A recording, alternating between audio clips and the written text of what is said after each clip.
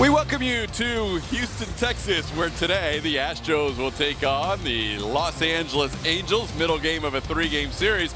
Both teams hovering around 500. The Astros one game over at 18-17. The Angels come in 2 games under despite their win yesterday, 16-18 on the year. Hi, everybody. Welcome. Todd Callis alongside Jeff Blum. Kind of a disappointing way to start off this series, Blummer. The Astros looked like they had that game early.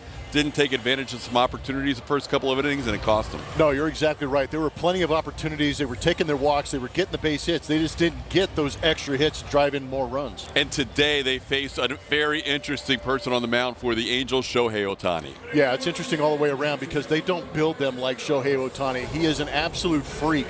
Everything he does is a Statcast dream. And tonight we're going to have a chance to see him on the mound. In years past, when we have seen him on the mound, the Astros have actually gotten to him. But this season, that split finger has been absolutely electric for him. Those are real numbers. 0 for 27 and 22 strikeouts as you watch some of those Rangers go down. That is nasty action, but expect the Astros to try and get on that fastball early to avoid that pitch. So Ohtani on the mound, and he'll be opposed by Lance McCullers Jr. Another guy with a great pitch. Against left-handed hitters, he's going to go to that curveball. Against right-handed hitters, he's going to go to that slider. The slider is equally as good as that split for Ohtani.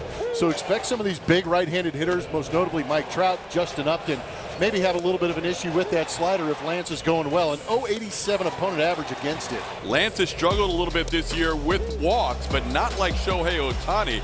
That has really been a dramatic number for him this season. Lance McCullers Jr. on the left side of your screen, Shohei Ohtani on the right side of your screen. Quite a matchup for Game 2 of this 3-game series. Lance, his last 3 starts, 1-0 with a 2.37. When we come back, we'll talk about Yordan Alvarez leading the team in slugging, OPS, and batting. He has been the man in the middle of the lineup for the Astros.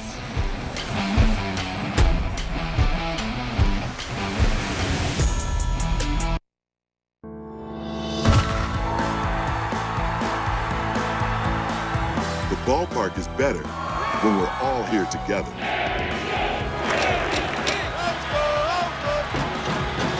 COVID-19 vaccines are safe and effective.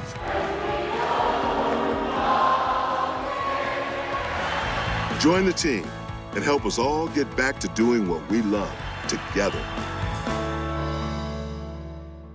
Welcome to the nerd life. Welcome to the nerd life. It's all about the numbers on MLB Now, only on MLB Network. Welcome to the nerd life. It is gone! Every time he steps up to the plate, goes into his windup, Swing and a miss! or runs one down. He caught it! Oh, you won't see a better one than that! He competes not only against the other team, but against the toughest adversary, himself. MLB Tonight, where the best outdo their best on MLB Network.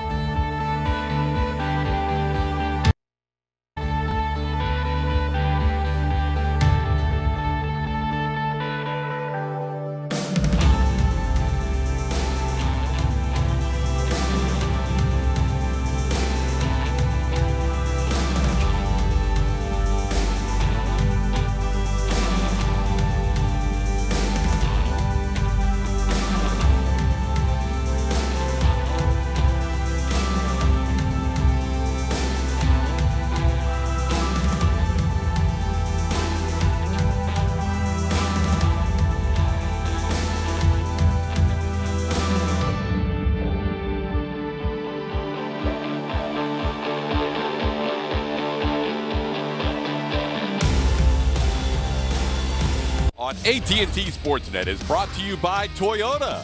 Let's go places. The cleanup hitters tonight have had quite a month so far.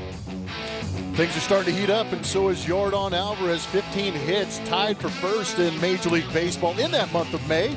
Also slugging at .784, starting to have those power numbers start to come around, and he is going to all parts of the diamond with that big swing. The other guy batting fourth had quite a night last night, the Angels' Jared Walsh.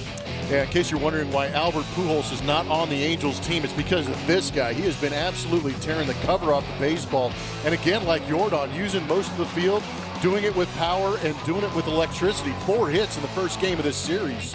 Jared Walsh, good defensively as well last night. He had quite a night, getting on base 5 times. We have a premier pitching matchup tonight. Shohei Ohtani, Lance McCullers Jr., Astros and Angels, game 2 of this 3-game series, right around the corner.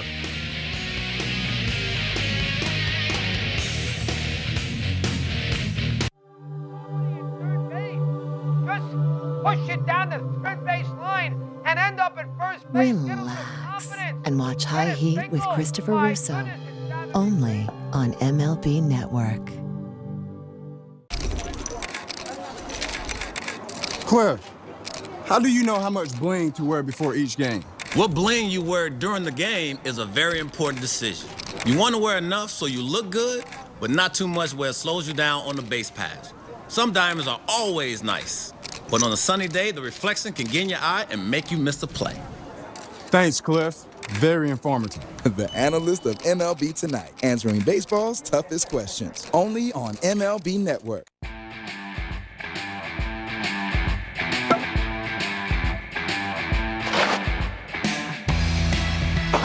It's time for MLB Pitch, Hit, and Run, presented by MLB Network, the official youth skills competition of Major League Baseball.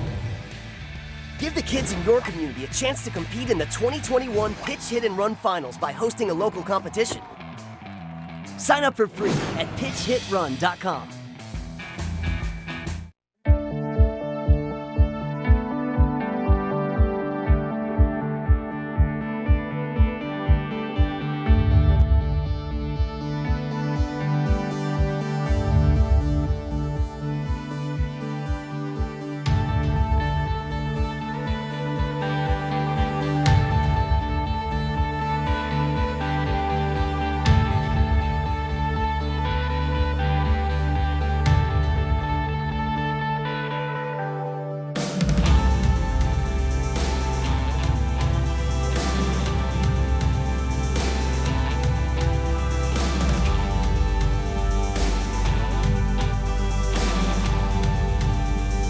Angels, Astros, it's game 2 of this series. Astros trying to bounce back from a tough loss last night. They'll do so with Lance McCullers Jr. on the mound, making his 7th start this season. 4th start right here at home, where he definitely loves to pitch. This group is ready to go.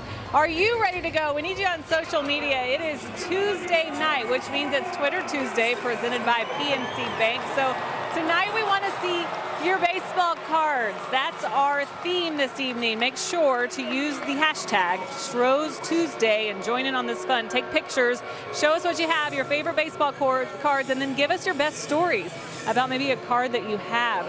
We have them coming in already. I see George Springer popping up on the screen. Astros, please win. Thanks for that tweet. Says you have many more but can't find some. Well, got news for you. You got time to find them and tweet them in as we are just getting started here on this Tuesday night. I see Kyle Tucker too, big Kyle Tucker collector. Thank you, Michael, for that.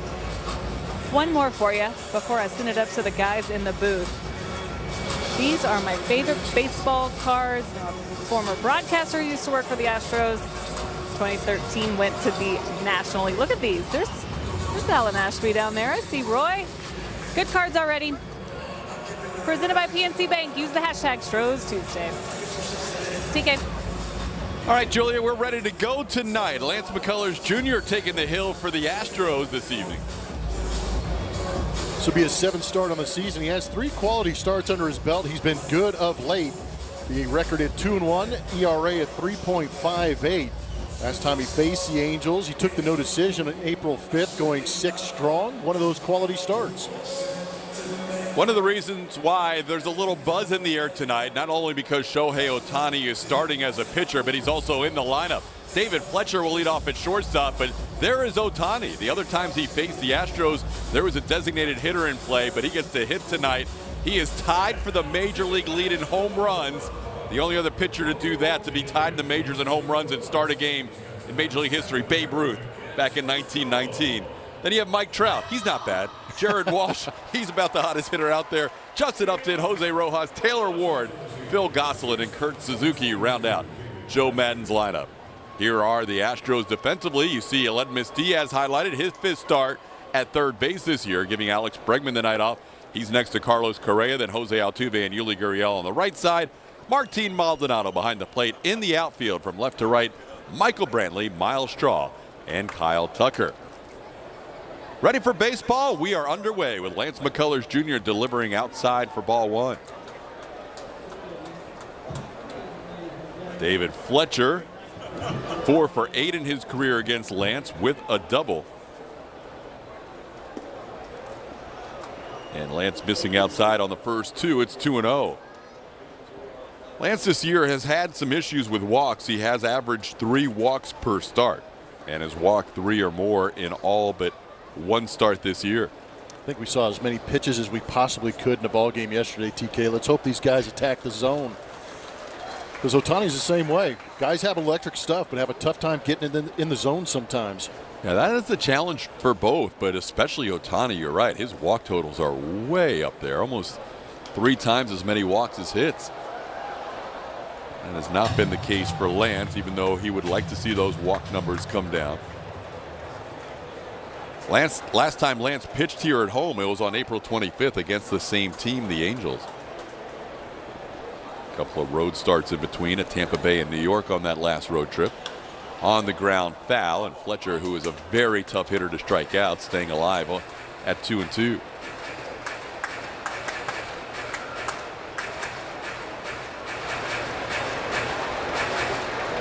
Lance has held opponents to a 172 batting average.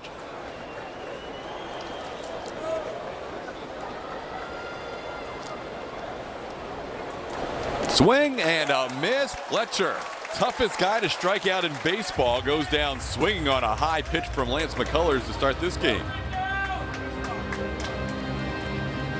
Well, Fletcher gave him that strikeout by swinging out of the zone, but as far as left-handed hitters are concerned, he is going to get on that curveball to 32%. He also has that changeup. That's a very good pitch for him, and a nice little mix of going to each side of the plate, but also has that fastball that he will go to 21% of the time. Against right-handed hitters, it is going to be that fastball slider mix and the occasional changeup mixed in. Here is Shohei Ohtani. Ohtani, the right-handed pitcher, bats lefty. That's why he wears that protective guard on that right elbow. Batting second in the lineup as the starting pitcher. That's unique in the American League, so immediately Joe Maddon will be managing this as if he were a National League manager. But having Ohtani be in the pitcher at the top of the lineup, they want to maximize and get him as many at-bats as they can before they potentially take him out of the game. Chopper to Altuve. Lance McCullers Jr. gets Ohtani on a slow ground ball to second, and there's 2 away in the first inning.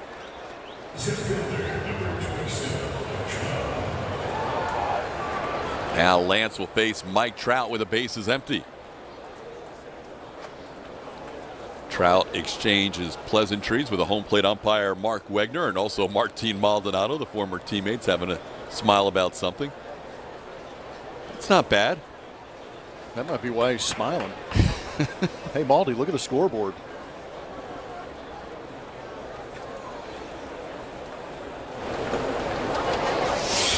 Our best in Texas power pitcher is driven by Ford. How about this matchup? Lance McCullers Jr. and Mike Trout being in the American League West. They face each other quite a bit. Lance has only allowed 4 hits to Mike Trout, doubling a couple of home runs, but he's had some issues with the curveball in the past. Now he's got to deal with that slider. Yeah, and didn't face Lance last time when he started here, so he's seeing the slider for the first time, as it's a new pitch in 2021. And Lance got him to swing through the last one, and he goes down swinging there. Lance McCullers Jr., quite an inning. Strikes out Fletcher, strikes out Trout, and a ground ball from the pitcher Ohtani. Ohtani on the mound when we come back. At touchofmodern.com, we always surprise, excite, inspire. Because our expertly curated products are never ordinary, never mundane, and never in a million years what you'd expect to see or imagined you'd ever have. Here's to the thrill of discovering the next exceptional and unexpected product. Check it all out at touchofmodern.com. When we started our company, we simply wanted better sheets. But along the way, we've realized that softer, safer, organic cotton does so much more for the planet and for humanity. It helps your home become a force for good, because home is more than just an address. Home is our soul. Boll & Branch, organic sheets, bath, and home. Right now, try for 30 nights risk-free and get free shipping at bollandbranch.com.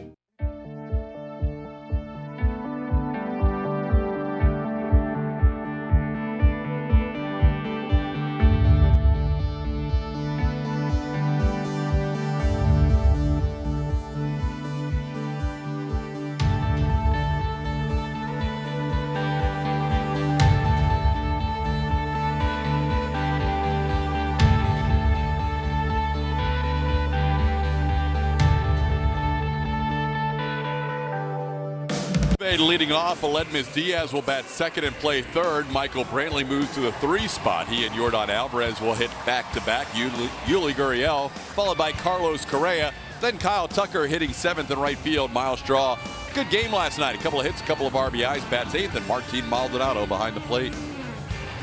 On the mound is right-hander and 2-hole hitter Shohei Ohtani. Saw his hitting numbers earlier. These are his pitching numbers. 4 starts this season.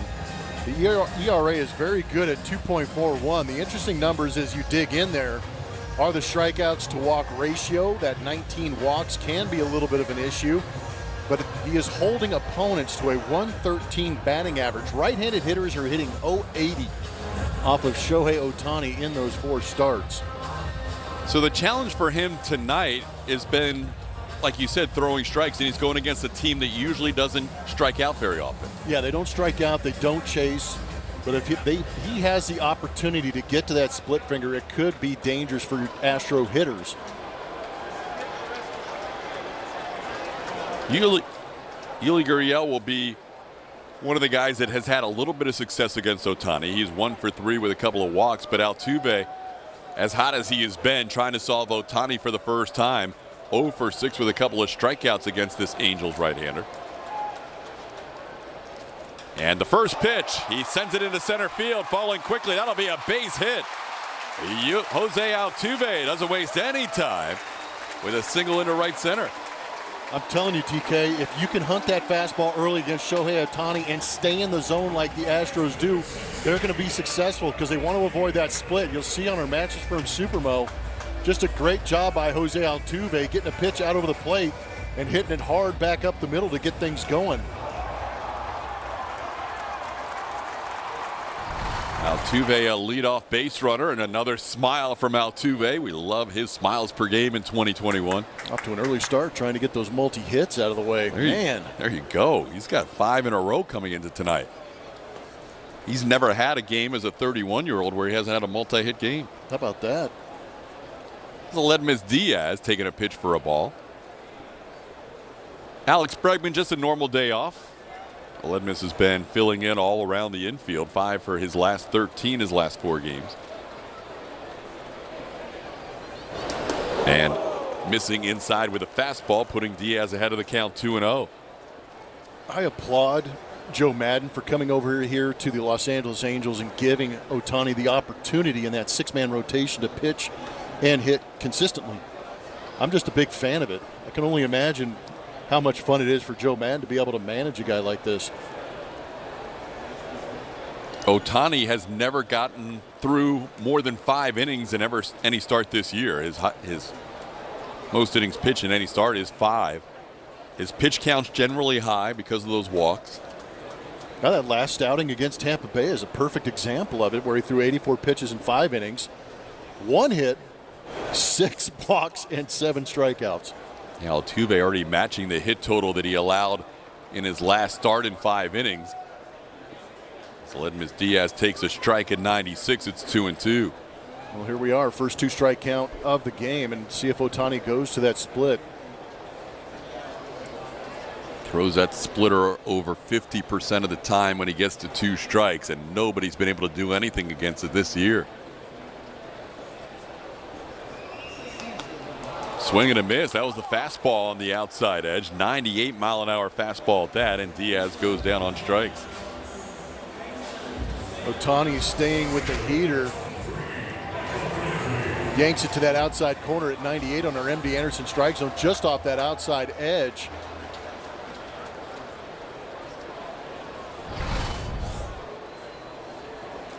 As a starter, Ohtani and DeGrom throw the hardest in the 2021 season among starters, and then you add him in as a hitter, and he and Giancarlo Stanton have the 2 highest exit velocities as hitters.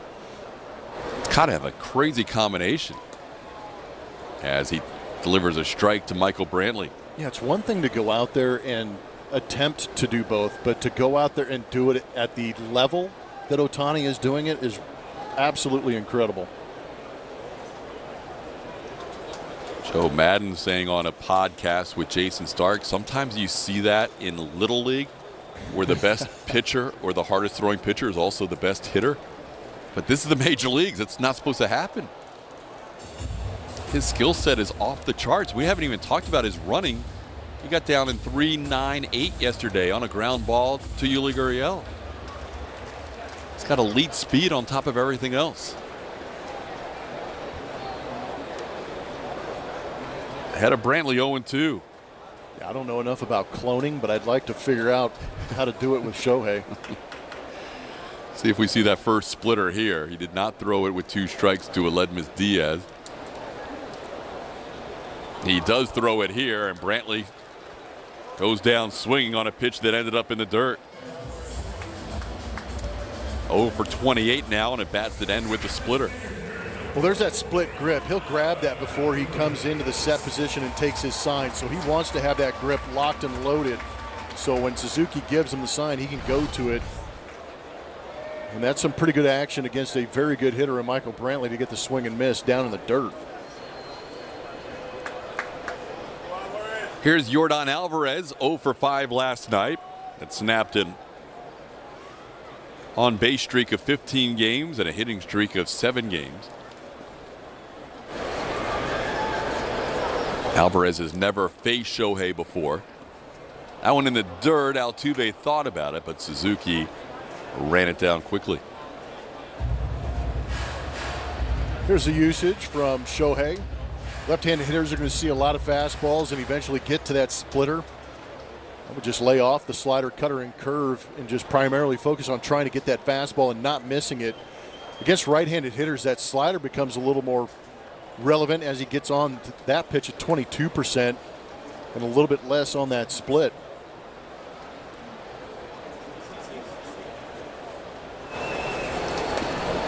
The amount of drop he gets on that splitter, separating it from the fastball, is 20 inches. That's over 1.5 feet of drop, and it's a power splitter. It's coming in at about 90 miles an hour. He's gained 2.5 miles an hour from his rookie year on that splitter. Did have Tommy John surgery, but he has come back from that, and he looks to be very healthy in 2021.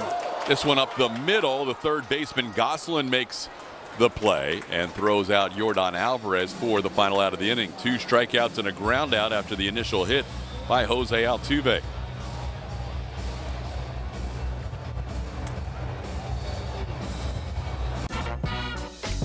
You love to cook, but it's hardly a snap. Well, what if everything you need for a delicious meal was just left at your door? With oven-ready meals from Home Chef, you throw it all in the oven-safe tin and count down to delicious. Don't need that, or whatever that is. Make, plate, garnish, and enjoy. No prep, no mess, just amazing recipes, fresh ingredients, and hot out-of-the-oven happiness. Delicious, meat simple. Get $80 off your first month at homechef.com. This is cellulose acetate, a plant-based material that's not only extremely durable, but also quite flexible, making it ideal for Warby Parker glasses, which, by the way, start at $95, including prescription lenses. Try 5 pairs for free at warbyparker.com. Oh yeah, about those prescription lenses.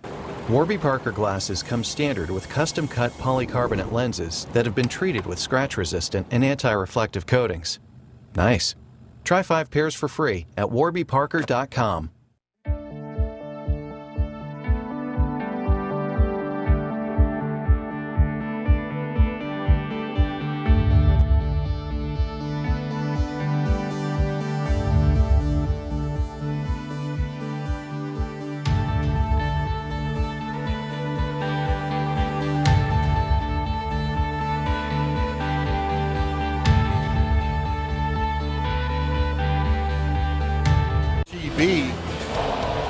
How about the machete behind home plate?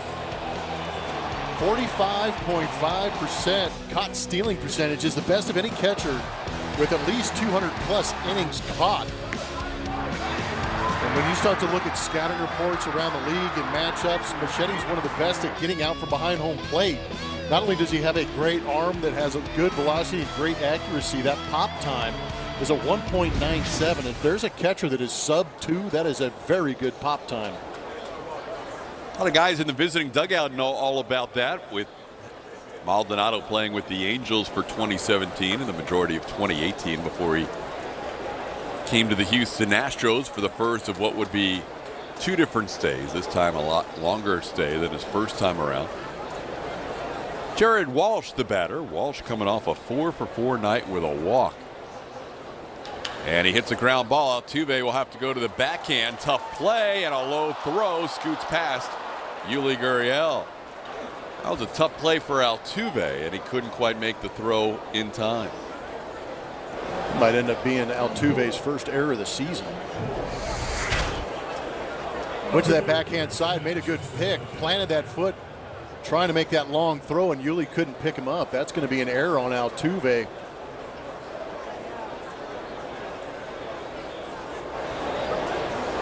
Jared Walsh just cannot stay off the bases. No, even when he doesn't get a hit or a walk, he reaches on an error. He's a leadoff base runner for Justin Upton.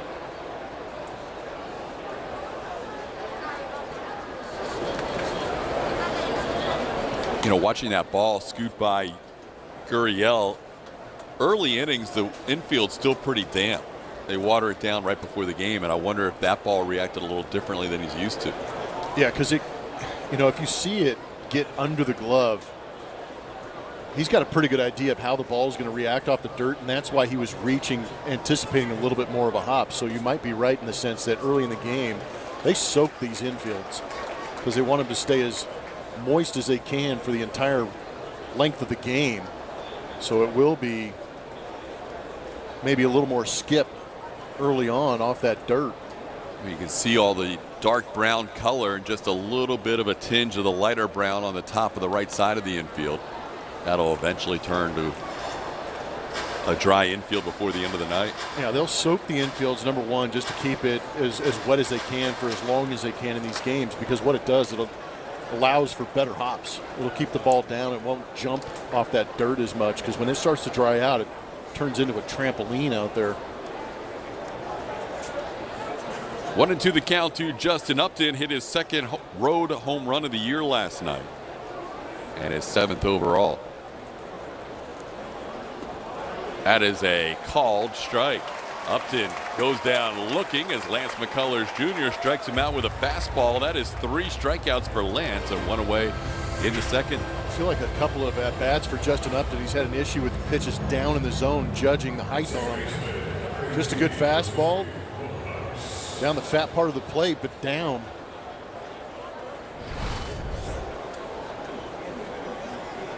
Jose Rojas will bat, one of the 3 left-handed hitters in the lineup for the Angels today.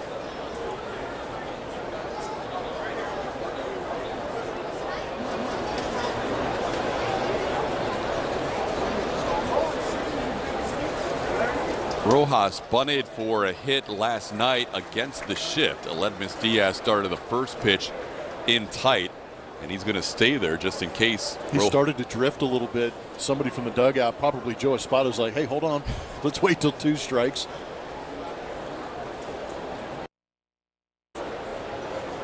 Three on the right side of the infield as Rojas fouls one back. It's 0-2. So far, Lance has been filling up the strike zone. Just thinking the same exact thing as you started to say that. And the Angel hitters have been aggressive. 16 of 20. Luis Garcia did a really good job filling up the strike zone yesterday, but ran out of a little fuel there in inning number 6 with a couple of back-to-back home runs that got him out of the game. Ground ball towards Aledmus Diaz. He will step on the bag and make the throw for the double play. There you go. The Astros perfectly placed in the shift with 2 strikes. It works into a double play for Rojas. We are through an inning and a half.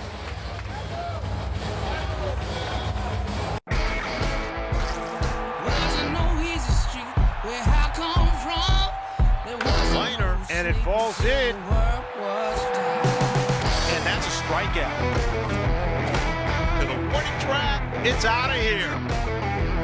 He struck him out swinging. And he lines one.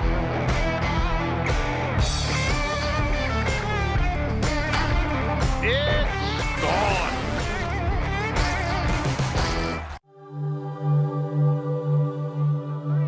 Left-hander who's seen his better days against a team that's got a bunch of right-handers.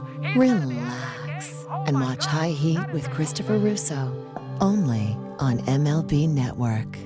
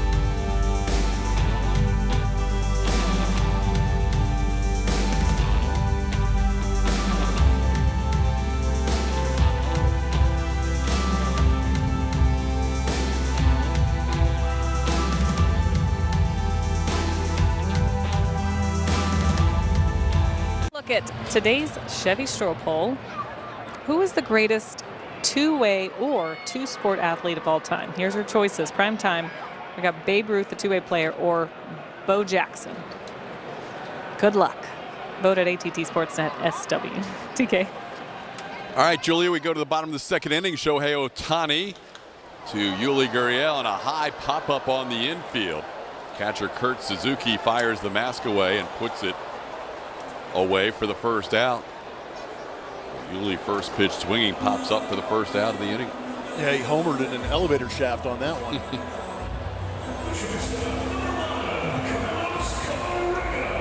I'll bring up Carlos Correa.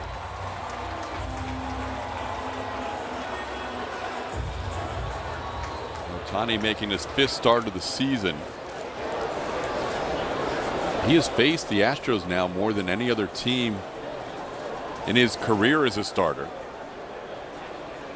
Did not pitch in 2019 due to Tommy John surgery, and then 2020 was limited to 2 starts because of a strain in his flexor pronator mass, so he just focused on hitting after 2 starts last year. His last start before he had Tommy John came against the Astros. Correa sends one pretty well into right center field. On the move, Ward, and he will make the catch. Oh, no. He collides with Trout. Trout's okay. Ward's okay. Trout somersaults after Ward made the catch. You would think Ward would be the one going down, but it was Trout who fell over after the collision. No offense to Taylor Ward, but the entire Southern California region held their breath for that guy in center field. Both players showing good range, and thankfully Mike Trout pulled up just before contact was made to kind of lessen the issue that was out there. Thankfully, everybody is able to bounce back and be okay. I don't think he was checking the health. He's like, did you catch it? Whew. Both guys were on the move, too. They were. They didn't quite collide directly. It was a little bit off center, which helped a little bit. as Ward ended up bouncing into the bullpen and Trout went down on the track. Here's Kyle Tucker. That was a pretty well-struck baseball by Correa against Ohtani. Yeah, he did a good job staying on that slider and driving it the other way. Kind of gets lost in the play that was made out there in right center field, but it was a good swing by Carlos. Strike of the knees, 1-1.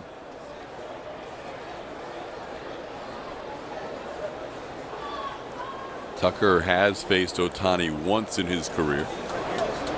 Ohtani was able to strike him out. Ohtani has a couple of strikeouts. Got Aledmys Diaz on a fastball and Michael Brantley on the splitter. There's that splitter that he's so good with. 1-2 the count. It's got so much dive to it, and then on that pitch it actually ran away from Tucker. Yeah, he's not even trying to throw that thing for a strike. He's just trying to let the movement take care of the swing and miss, but that was a dart down and out of the zone.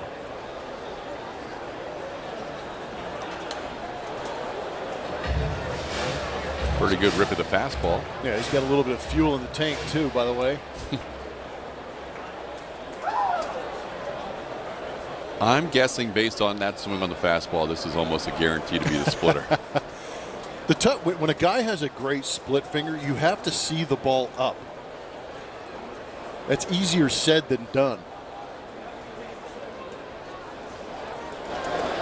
Was not a very good splitter, well off the plate. It's 2-2. So see the ball up. If it's at your knees and you're expecting splitter, let it go. Yeah, because usually if it has the action that he's showing tonight, it will dart out of the zone and hopefully be a ball below the zone. But if you see it up about waist high, then you can try and give it a shot. Good take right there. That's exactly what he needed to do. Not easy. And it's pitch to pitch too. You may look good on it one time, spit on that pitch and go, oh yeah, I got it now. But he may come right back with it in a count you're not expecting it and get that swing and miss. But hopefully he gets a fastball here he can connect with. Ohtani's been around the zone prior to this at bat. He has not worked into a 3-ball count until Tucker, and there is ball 4. So we mentioned Ohtani with the walks this year. He's had 5, 6, 2, and 6 in his 4 starts, and he walks his first batter tonight.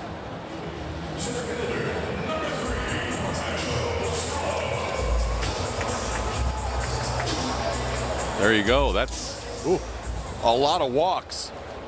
Doesn't give up many hits, but the walks have been an issue. Yeah, we talked about it early in the game too. What those walks translate to is a lot of pitches in a short amount of time. Now face Miles Straw.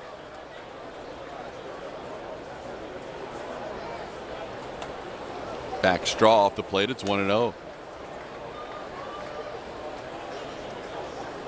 Can't even imagine the work that Shohei Ohtani has to put in. When in between starts, he's playing DH. So he's got to make sure his swing is right, but he's also got to make sure his arm is staying in shape and he's keeping that thing healthy. Ground ball towards short. Fletcher will flip it to second to Rojas, and there is a force out on Kyle Tucker. So a 2-out walk, and the Astros fail to score in the second. We're scoreless headed to the third.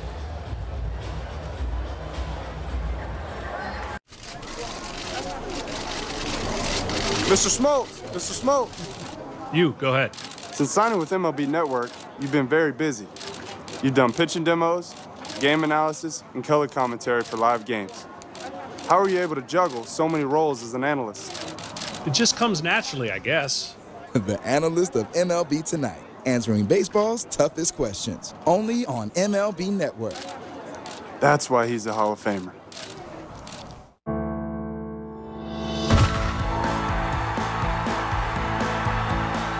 The ballpark is better when we're all here together.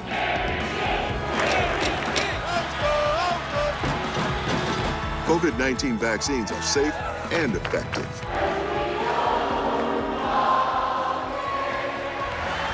Join the team and help us all get back to doing what we love together.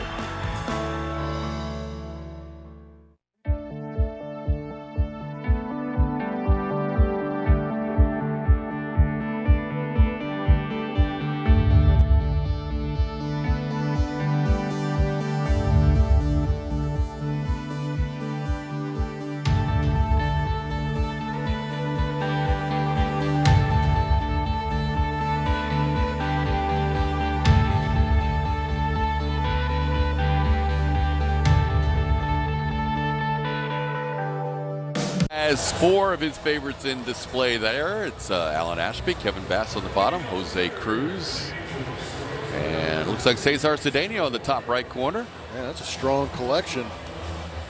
That might be the most popular baseball card for an Astro. Right there, Dolan Ryan. Particular Dolan card. I feel like I've seen that everywhere. Paul Letlow sending that one in. You can send in your favorite baseball cards at ATT Sportsnet SW on our Twitter Tuesday baseball card night. Tuve in 2011.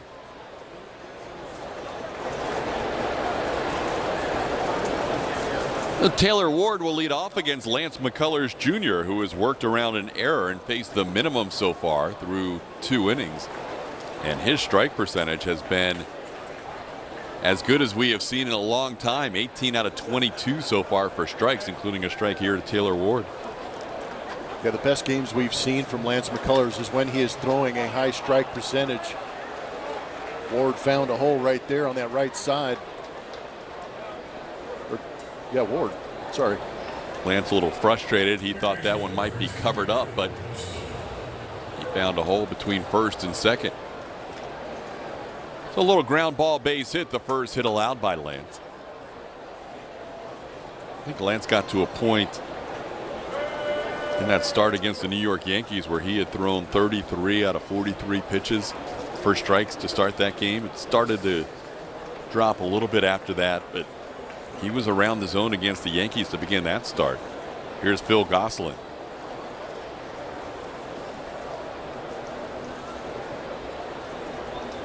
Gosselin takes one up and in.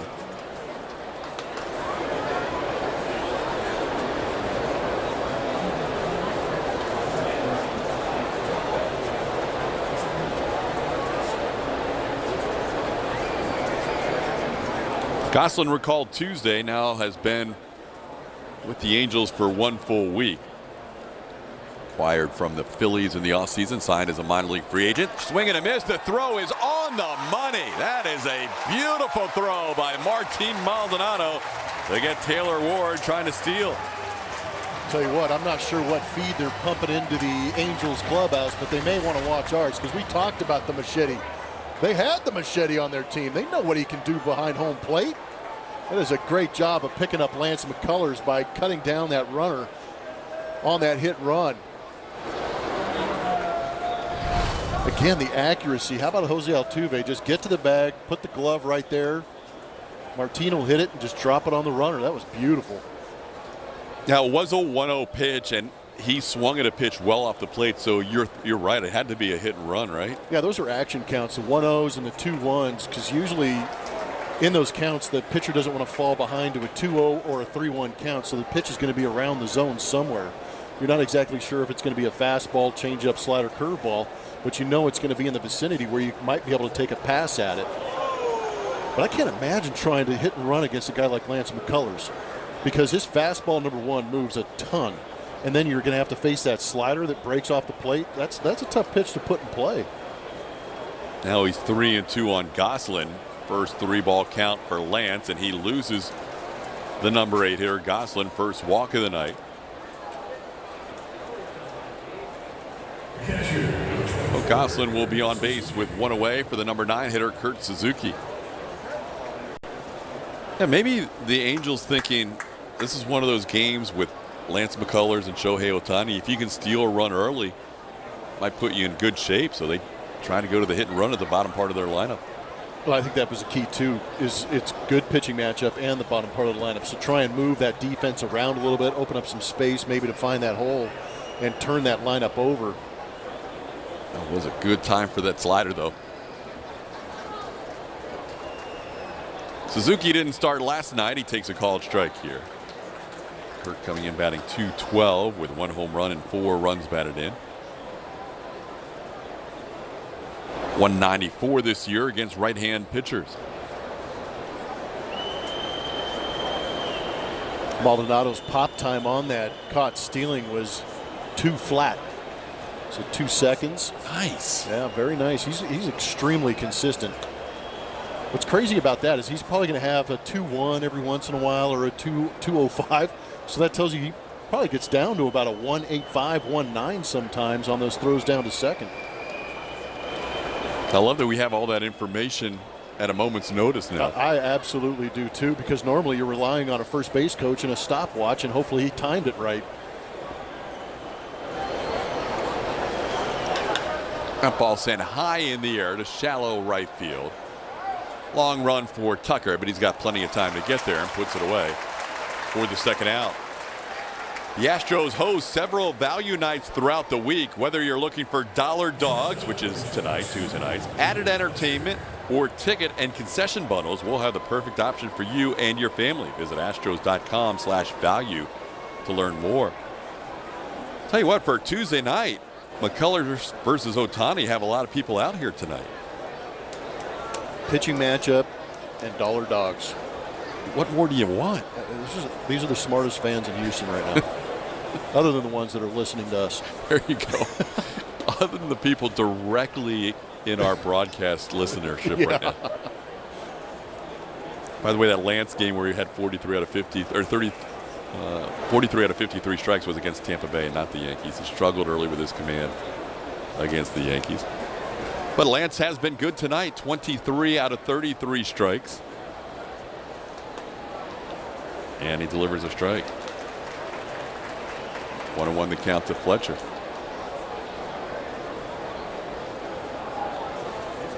So far, 3 Angels reaching the first time through the lineup. 1 on an error, 1 on a ground ball base hit to right, and 1 on a walk. Fletcher struck out his first time up. As he puts this one in play into center field, Miles Straw will come on.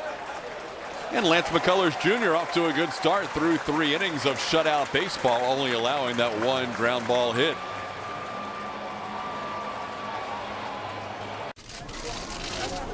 Hey Al, I'm just wondering, during the demo on MLB Tonight, what was that meatball you threw? Meatball? I think you're misunderstanding. That was a hitting demonstration, and that's what I was supposed to do. Oh, he go home, baby. Right. I think that ball's still traveling. Any farther and you need a flight plan for it. Next question. The analyst of MLB Tonight, answering baseball's toughest questions, only on MLB Network. Push it down the third base line and end up at first base. Relax and watch High Heat with Christopher Russo, only on MLB Network.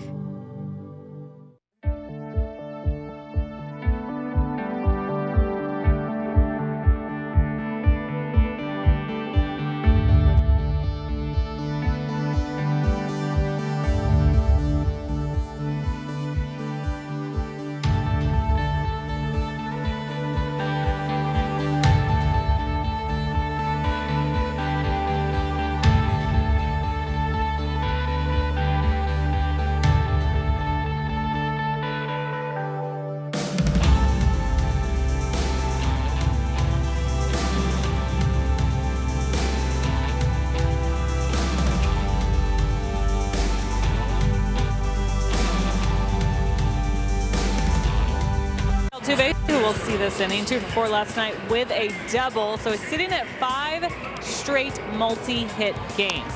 Last time he did something like this, he actually had 6 straight. We have to go back to 2017 and the month that he was red hot, white hot, July 4th through the 14th. So there was an all-star break in there somewhere, but had 6 straight. You're looking at some of the highlights from back then. Altuve, 4th most in franchise history with those multi-hit games, and he just keeps collecting them. He even said today, guys, coming off the COVID-19 IL, he had 3 hits that game and then slumped a little bit, but right now he's feeling pretty good. TK? Yes, he is. He has a lot of hits during this 6-game hitting streak, including those 5 multi-hit games in a row. He already got 1 hit tonight. So bad second in this inning as Martin Maldonado will lead things off against Shohei Ohtani. Maldonado takes a pitch near the top of the zone but misses for ball 1. How many more multi-hit games does Altuve need to say, man, I feel really good? 5 in a row is outstanding. Right. He's well on his way to number 6 in a row. That ball fouled out of play. Maldonado with a 1-1 count. Well, this has been a pitching matchup where we weren't sure if either starter was going to be able to command the zone as much as he would like, and both so far have come out. Lance has a great strike percentage early on, and Ohtani has thrown 17 of 26 strikes. Such a beautiful thing when you do get these matchups between two stars with electric stuff. And I really hope, or I want to believe, that each guy recognizes it too when they look across the diamond and realize that this could be a great matchup. So they want to bring their best, and it's in the division. There you see what Blummer was talking about earlier. He starts with the splitter grip, and he throws a fastball as he changes the grip in the glove. 98 up in the zone. Maldonado, a strikeout victim. 3 strikeouts for Ohtani. How about Jose Altuve punting for a base hit in last night's game against Jose Suarez? Got down to first base in 3.70 seconds. That is the fastest for an Astro this year and the 4th fastest in the major leagues all year. We mentioned watching that real time was amazing. We mentioned some of these stats are at our fingertips here. That was amazing to watch him go down the line, and then you had it right away. And that puts him in 4th. Roman Quinn of the Phillies has the 2 fastest times down the line. Jose right there at number 4. Yeah, I don't know if there's a way, or if you have a stopwatch at home if you're watching this game, just to start it and stop it at 3.7 seconds, and then just imagine yourself on defense in the infield and realizing how quickly you need to get that baseball, field it perfectly, and make that throw across the diamond to get a guy like Altuve who can run like that. That is not easy. And when he pushes that bunt, he's got a head start. He's already blown past the pitcher. Right. I mean, that's the guy he needs to beat. You can see how they align him defensively and how that push bunt becomes a big weapon for him. That was a tough pitch. He took a slider that he thought would be in, and it broke over on the inside part of the plate. Yeah, he basically started it right at Altuve.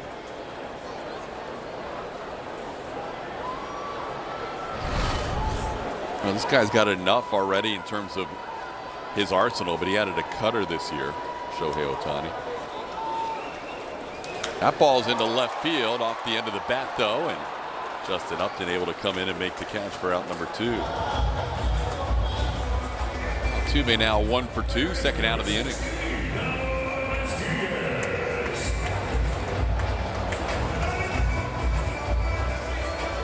Ohtani will be leading off next inning. As he faces Diaz here with 2 outs and the base is empty.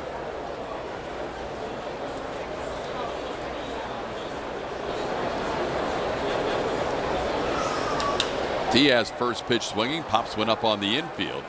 Ohtani walking off the mound only needed a 9-pitch inning to get through the bottom half of the 3rd inning. He'll lead off. It'll be Ohtani, Trout, and Walsh when we come back.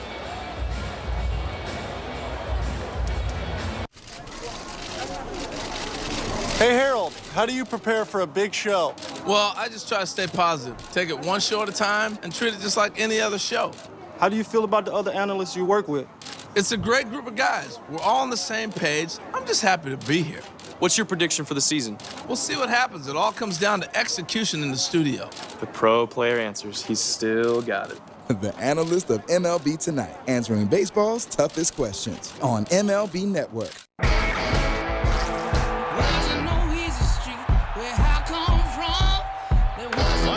And it falls in. And that's a strikeout. To the warning track, it's out of here. He struck him out swinging. And he lines one.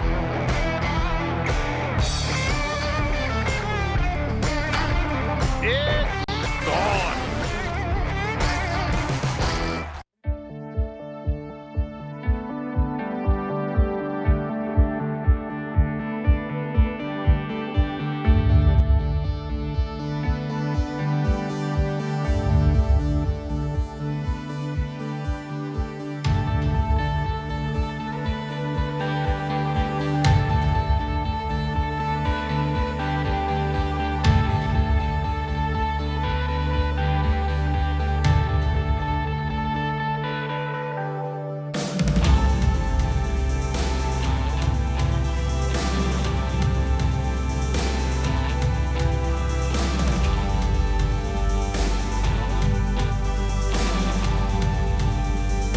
Minute Maid Park for Princess Day. Get dressed up as your favorite princess and enjoy the Astros this Sunday as they take on the Texas Rangers. Special Orbit and the Princess Snow Globe add-on is available to commemorate the day. Visit astros.com/princess to learn more.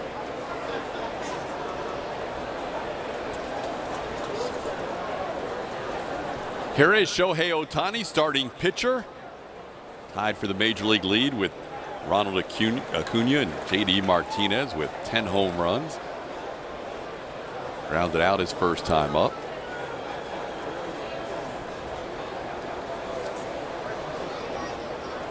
Ohtani so far has batted 3 times in his starts this year. There have been 2 starts, including his last one, where he did not bat. Last time, Joe Madden saying he didn't feel like he had a deep enough bench as he had maneuvered with an extra pitcher on the roster, so he didn't want Ohtani to leave the game as a pitcher and have a short bench to work with when he had to work around the pitcher hitting the rest of the game. So 3 starts now where he has been a hitter as well as a starting pitcher. In his first 2 starts, he is 3 for 6 with a home run and 3 RBIs. White Sox and the Rangers, the 2 teams he hit and started against. This one foul to the plate. It's 1-2. Good changeup.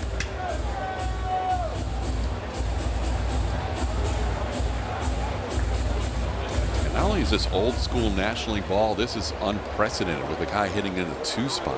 Just crazy. Yeah, you know, filling up our scorecards, you had in that 2-hole, you didn't put DH. You had to put number 1 or a P for pitcher. McCullers gets Ohtani swinging. That is the 4th strikeout for Lance. And a good start to this 4th inning. Yeah, that's pretty filthy right there. He threw the changeup down and away and then comes back with the curveball down and in and gets the swing over the top. That was perfectly placed on each edge on the outside and then right here on the inside, down and in on our MD Anderson strike zone. Ohtani now 0 for 9 in his career against Lance with 4 strikeouts. Here's Mike Trout. Trout doesn't have very good numbers against Lance either over his career. Mike with a strikeout his first time up, 4 for 23 with 10 strikeouts. Does have a couple of home runs against him. Missing a Trout outside, 2-0. Made quick work of Mike Trout in that first at bat. He's going to have to work a little bit harder here, falling behind 2-0.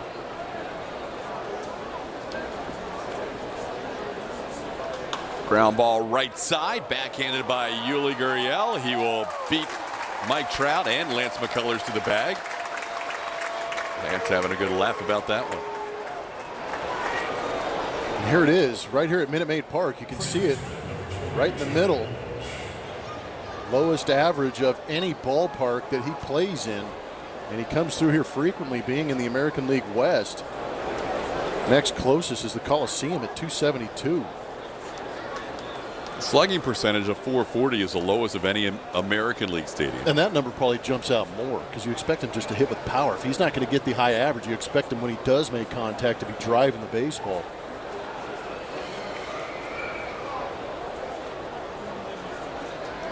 A little foul back here by Jared Walsh. Trout last night went 0 for 3 with a couple of walks, so he's now 0 for 5 in this series. Remember, he didn't play in 3 of the 4 games the last time the Angels were in town after getting hit by a pitch by Christian Javier. And that was kind of the genesis of really diving into some of his numbers at Minute Maid Park. It was a broadcast that you did, but it was not on AT&T Sportsnet, where you heard Trout tell Bregman that he doesn't really see the ball great here at Minute Maid Park. And sure enough, those numbers bear it out. That was just a really interesting chain of events to have him mic'd up in that game and then actually have that conversation with another player on the field. Really opened up a lot of eyes to the sense that that's why those numbers are so low. Give it to him. Yes, he does. 96 at the knees. Lance McCullers Jr. rolling along. He and Ohtani locked into a good one so far. Welcome to the nerd life.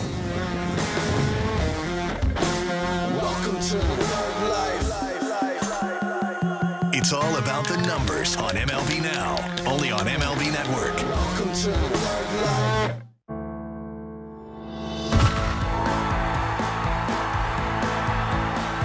The ballpark is better when we're all here together.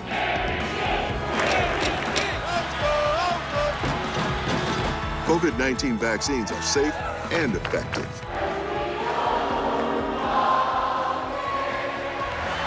Join the team and help us all get back to doing what we love together.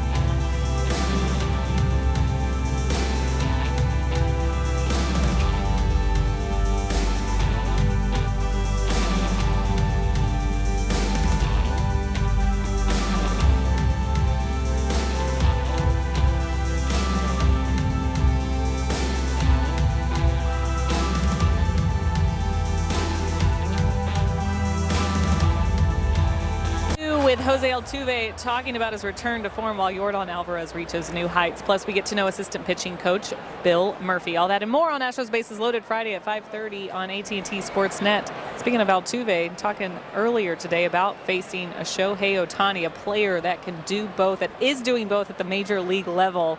And he said, really good, super talented player. I can't imagine pitching and hitting. He said, for me, that seems impossible. TK.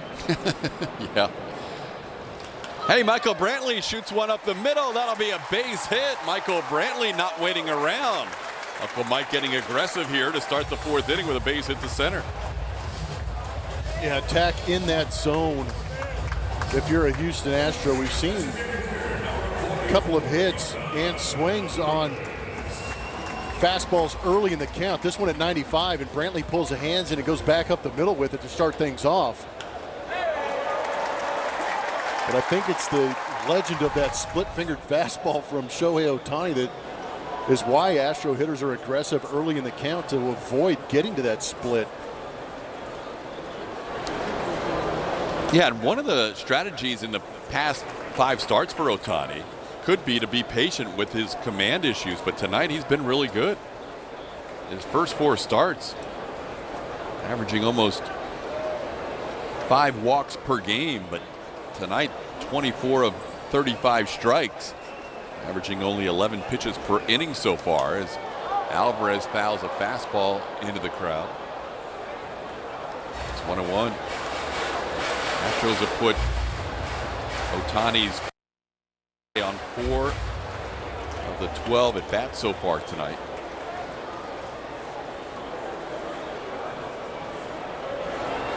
Second hit for the Astros. Most hits he's allowed in a game this year is 3.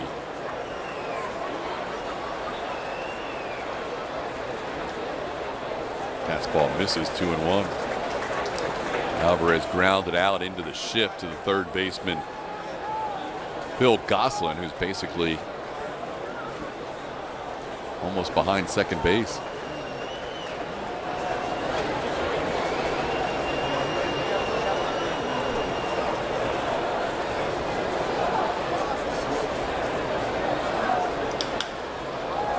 That one's a foul ball.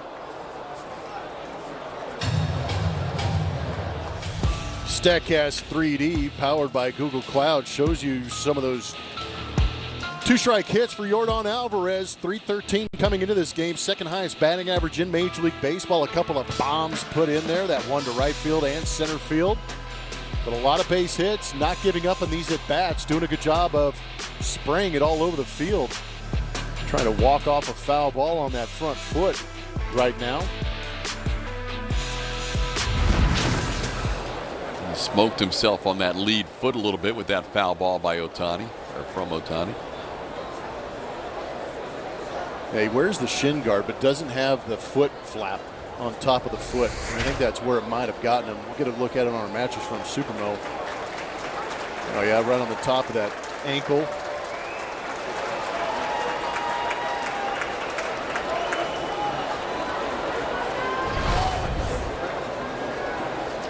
Actually, Fletcher's the one on the third base side of the shift, almost behind the bag. Gosselin all the way over on the right side, along with Rojas and Walsh.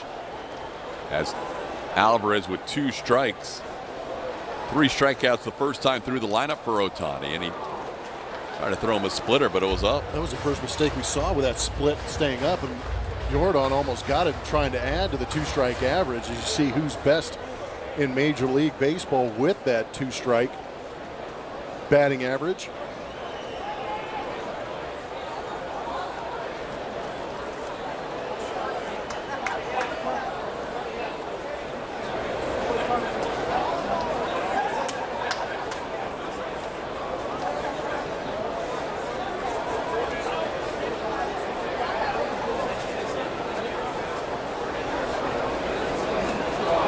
Swing and a miss, threw him a better splitter. That one was still in the zone. Picks up a strikeout of Alvarez.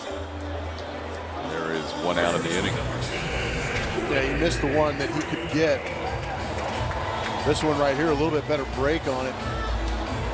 Tried to go down and get it.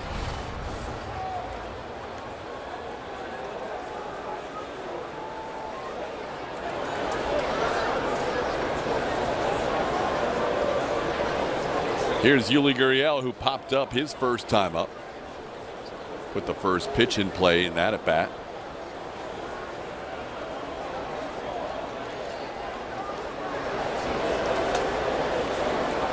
Picks up a strike with a fastball.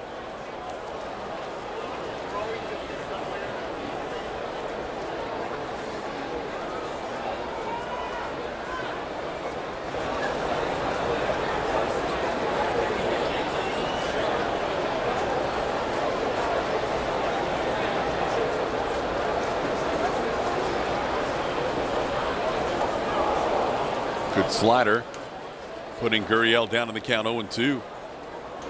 Try to get big on that slider.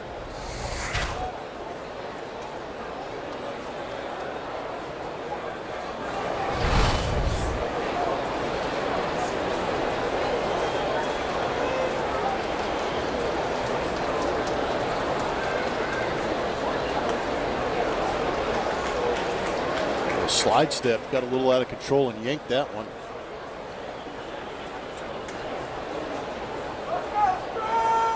Still only that 1-3 ball count so far when Kyle Tucker batted in the second inning and drew a walk. He's picked his spots when throwing the splitter. He's only ended 2 at bats with the splitter tonight, striking out Brantley and Alvarez.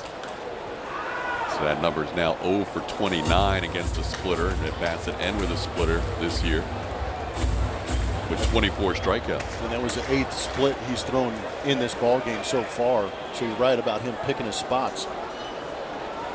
This fastball has been in the strike zone 72% of the time. So that's why they're aggressive on that fastball. If he's got the accuracy, go ahead and attack that thing.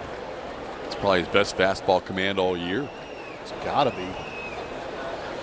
Tried to get a chase with the slider, and it's 2-2. Yuli off to a good homestand, 7 for 15. Had another multi-hit game last night. He's now got 13 multi-hit games. He and Jordan Alvarez tied for second in that category in the major leagues.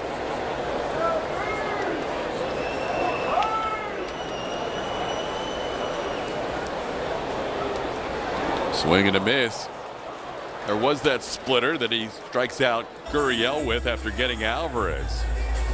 3 of his 5 strikeouts on the splitter, 2 away. Twitter Tuesday, baseball cards. Today's theme, Melanie has a collection of cards spanning Bill Spire's major league career. A couple of autographs as well. It's a legit presentation on those too. Young Ken Caminiti in the middle. Cammy and a game-used Nolan Ryan card. There's Carlos Correa. Correa hit the ball well his first time up, flied out to deep right center field. Down to the count here, 0-1 on the slider. Astros have 2 hits. Jose Altuve a single to lead off the first. Michael Brantley a single to lead off this inning. There's also a 2-out walk to Kyle Tucker. Nobody has reached second base yet tonight against Ohtani.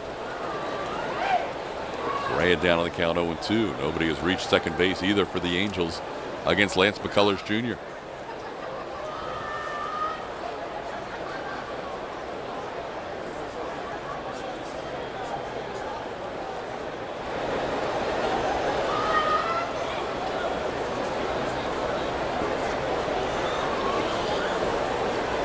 Trying to get him to chase, but no swing from Correa. It's 1-2.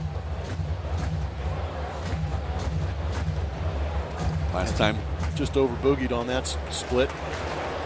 Last time Ohtani pitched here at Minute Maid Park was September 2nd of 2018. That was the final game he pitched before having to have Tommy John surgery, which kept him from pitching in 2019.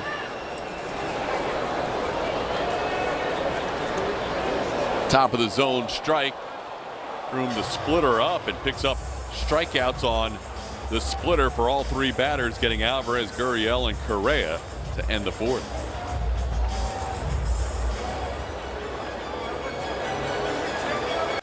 Behold the Tree Dasher by Allbirds. The planet's first proper running shoe, made from natural materials like, well, trees. Mile after mile after mile. The Tree Dasher keeps your feet going while reducing your carbon footprint. Break a sweat, not the planet. Allbirds. Nerds! Oh, thanks. It's cool, I can... No, I got it.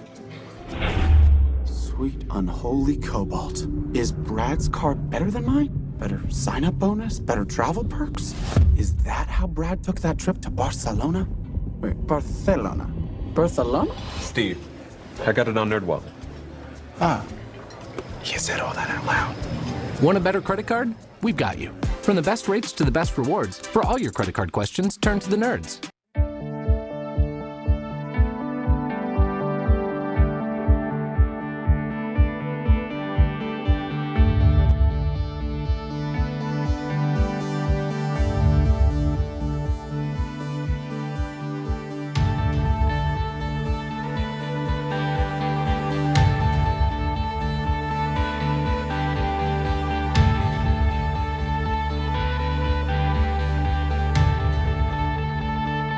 To Minute Maid Park. Buy and manage game tickets, redeem offers, access exclusive content, and much more. Download the MLB Ballpark app today.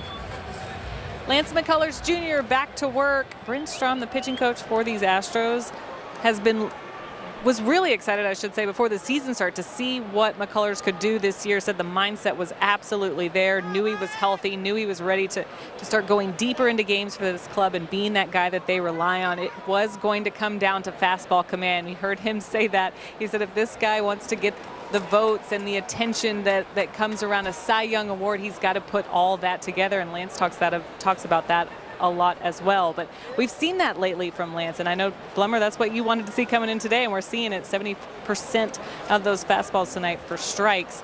That's something he wants to keep going, as he's felt much better about that in his last 3 starts or so, TK.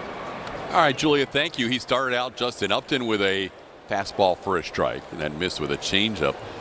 Now he's missed on back-to-back changeups to go to 2-1. But that seems to be such a direct correlation, Blummer. When he has fastball command, everything else works off that. No, you're exactly right. And I think what's great about it is he understands that, but to actually go out there, execute, and see the benefit of getting that fastball over encourages him to continue to do it. And again, you know, he can fall behind with that fastball and still has enough good two-seam movement on that pitch to be able to be in a fastball count. Even though he doesn't have the 99 or the 98 mile-an-hour fastball, he can throw it in the zone and create soft contact where he gets a lot of ground balls, or you get a foul ball, or you get the swing and miss on it. It's a tough pitch to square up. Ground ball on one hop to Yuli Gurriel, just what you were talking about. He'll flip to Lance covering. Lance throws all 3 fastballs for strikes in that at bat to Justin Upton and gets him to ground out to first. And that swing right there is because he wasn't looking for the fastball. So if I'm a right-handed hitter and I know he's got that turbo slider this season and I get to 2 strikes, I'm going, okay, he is going to throw the slider. I got to find a way to get on it. But if his strike zone percentage with the fastball is in the 70s, that's another pitch that Martin can put down there and create a situation like that where he gets a easy ground ball. I think Lance was reacting to what we've enjoyed over the years, that Yuli likes to make his pitchers run. Made him reach a little bit on that one too, but he definitely likes making them work. When he has to, like when Shohei was running down the line yesterday, Yuli will take it himself. Yeah, he knows when to turn it on, when there's a sense of urgency. Jose Rojas, the batter, grounded into a double play his first time up. Swings through that curveball. It's 1-1. Lance's pitch count inning by inning 12, 9, 14, and 11 started the 5th inning with 46 pitches. There's a line drive right at Aledmys Diaz. Good thing that Rojas bunted yesterday because Diaz was in that position just in case he was ready to bunt, and he had to pick a line drive that got on him in a hurry.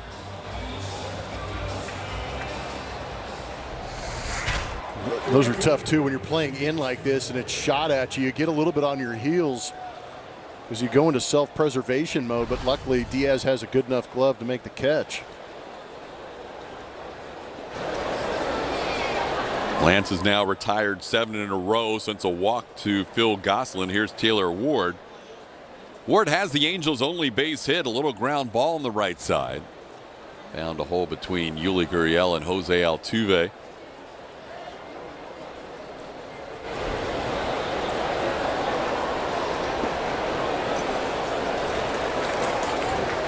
Picks up a strike on the slider. It's 1-1.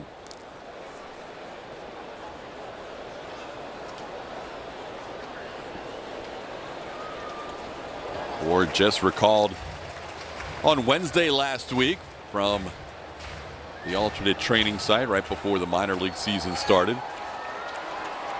So he's been with the Angels for a week, 4 hits and 21 at bats so far. Lance ahead of the count 1-2, has 5 strikeouts tonight and tried to shoot a fastball in the outside corner and just missed. It's 2-2.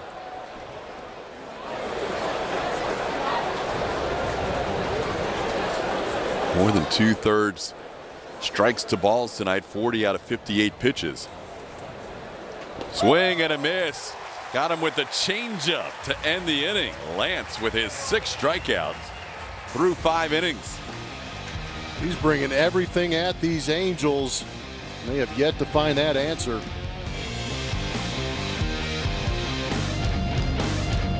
What's worse, having erectile dysfunction or having to talk about it? You'd be surprised how many men I've talked to that struggle with that choice. And it's why I started Roman, because getting help shouldn't be difficult. With Roman, we've made it easy to connect with a healthcare professional online.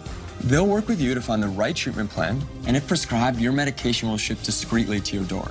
Simple, straightforward, and the way healthcare should be. Roman, let's take care of it. It's not just because Boll & Branch organic cotton sheets are incredibly soft. They are. And it's not just that they're free from toxins and made by people who are paid and treated fairly. That's true too. It's because home is where the magic happens. And with better sheets made in safer ways, home makes the world a better place. Boll & Branch. Right now, try for 30 nights risk-free and get free shipping at bollandbranch.com.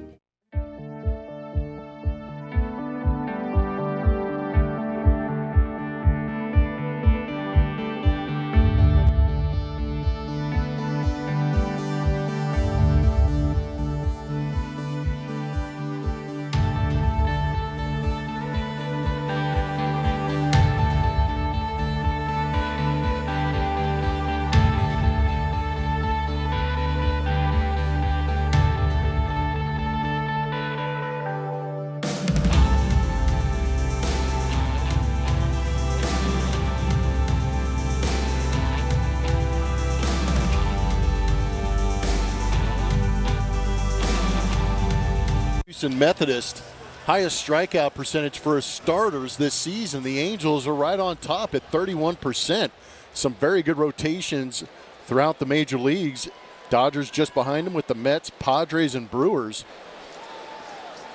Brewers kind of sneaky in there with a couple of young pitchers in their rotation that go out there and get all kinds of whiff percentages. Shohei Ohtani starts the inning facing Kyle Tucker. Ohtani striking out 3 last inning, getting Alvarez, Gurriel, and Correa in order. Shohei has only reached a 3-ball count to 1 hitter. It was Kyle Tucker who drew a walk. Both Lance McCullers Jr. and Shohei Ohtani filling up the zone tonight. Lance has only issued 1 walk, and he's only gotten to 1 3-ball count tonight. So Ohtani misses the outside corner. It's 2-0.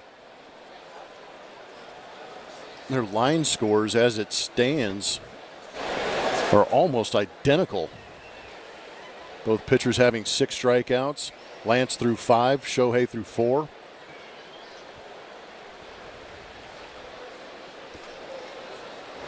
There's a called strike on the outside corner. It's 2-1.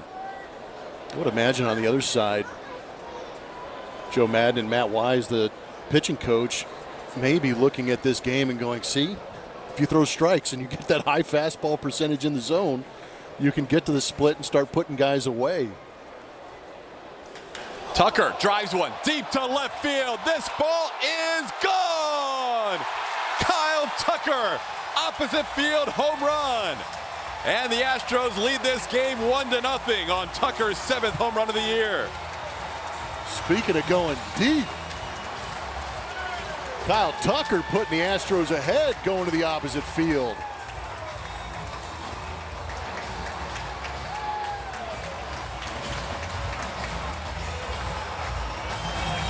Tucker going the other way on a 2-1 pitch against Ohtani. Doesn't hit a lot of opposite field home runs. 2nd home run this year allowed by Ohtani.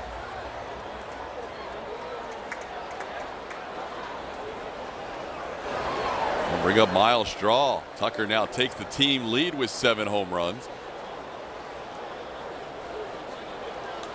Tucker, Straw fouling one back. Now, this is a pitcher's duel that before that swing by Tucker was living up to everything that we hope for, plus some. With both pitchers dealing only 3 hits combined allowed and no runs. Nobody had reached second base, and then Tucker with that home run. Straw bouncing into a fielder's choice his first time up. Takes a called strike, and he's down to the count 0-2.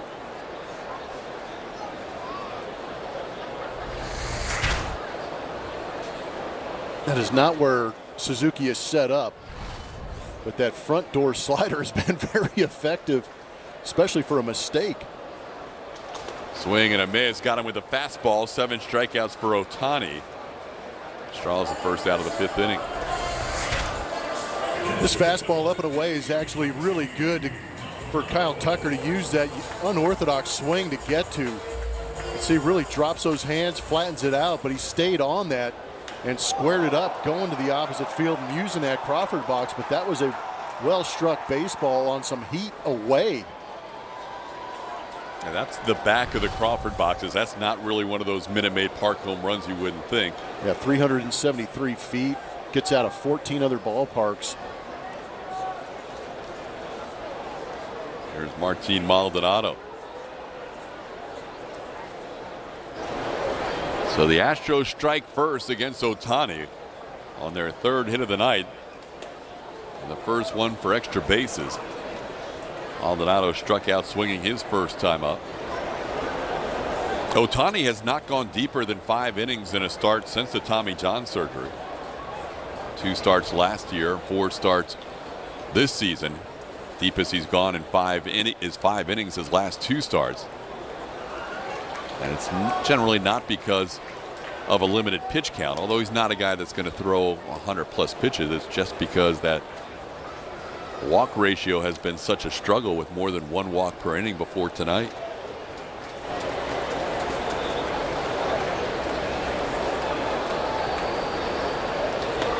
Swing and a miss at the 2-1 slider. It's 2-2.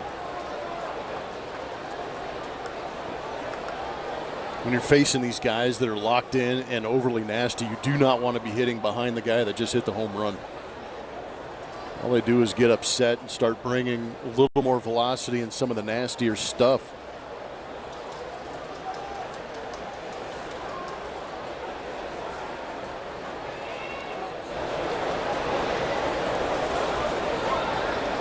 Swing and a miss. They double up on the breaking ball. That was a little bit of a slower curve by Ohtani to get Maldonado for strikeout number 8. 2 outs in the inning. Dusty Baker, one of the all-time favorite baseball cards of Emily M. Throwing it back. Today is a Twitter Tuesday. We ask you about your favorite baseball cards, and people are sending in their favorites at ATT Sportsnet SW. It's a good one right here, Bob Watson. Bob Watson. 1969, is that what that said? Huh. Willie Mays. Yeah, there's your kid's scholarship fund. Just turned 90 years old as Altuve pops one up down the line. Long run for Ward, and he is going to make the play. Sliding catch in fair territory. Would have been a base hit for Altuve. That was up in the air a long time. But the Astros are retired to take the lead. On a big swing from Kyle Tucker. Heating up a little bit, putting the Astros on top, but a great pitcher's duel between McCullers and Ohtani.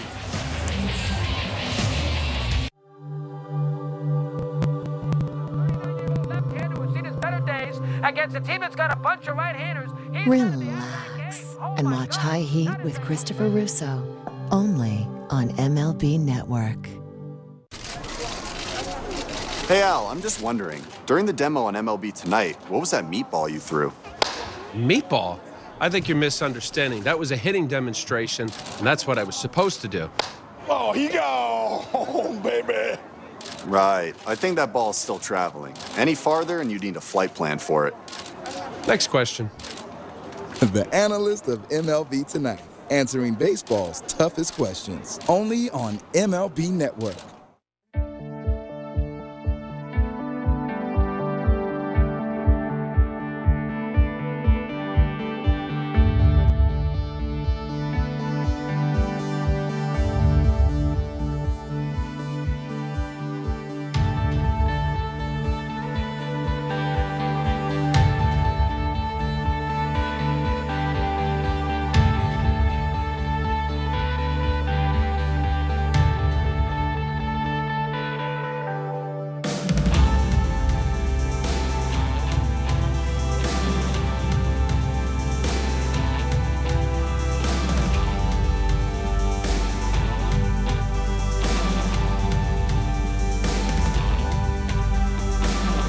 AT&T Sportsnet is presented by Rooms to Go. Get one-stop shopping plus decorating made easy. That's Rooms to Go. Kyle Tucker, the difference in this game, only Astro or Angel who has reached as far as second base. He trotted around the bases on a home run to Crawford boxes in left field. Here's Phil Gosselin leading off against Lance McCullers Jr. Lance has been brilliant tonight. Through 5 innings, only needing 59 pitches. He's allowed 1 hit and 1 walk.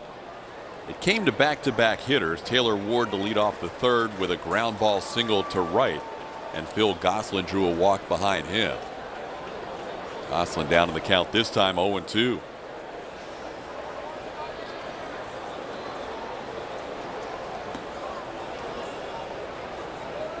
Drop down a little bit on that slider. It's 1-2. Gosselin is still the only batter that has seen a 3-ball count tonight from Lance. 43 strikes, 19 out of the zone. Swing and a miss. Got him with a changeup. Lance up to 7 strikeouts, 1 away here in the 6th. Changeup seems to be getting better. Circle change grip, 84 miles an hour. This will be a great visual on the action on it. Similar to Split as far as that movement, not as drastic, but just kind of a fading action.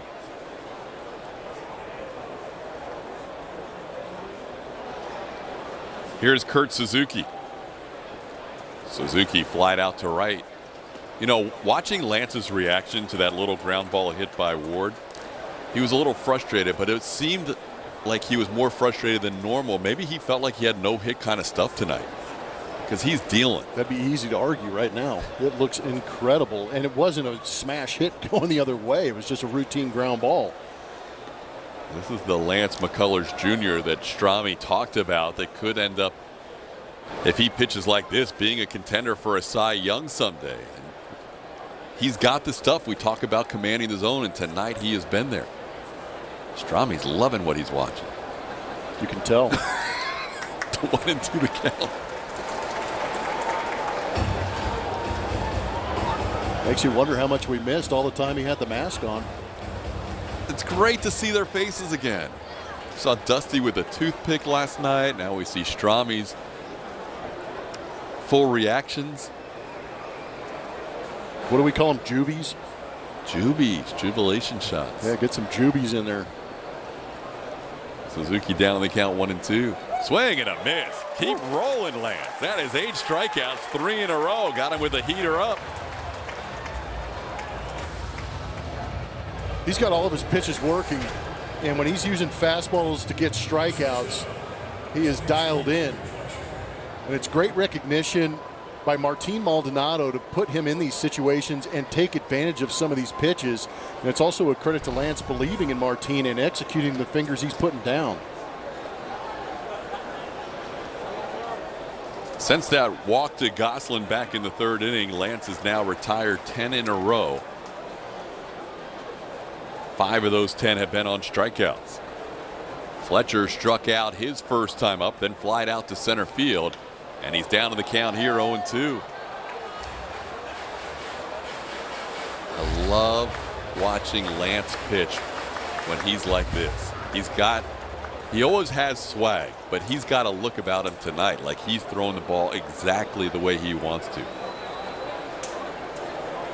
He's already gotten Fletcher to strike out once. Toughest guy in all of baseball to strike out, and he misses there with the slider low, 1-2.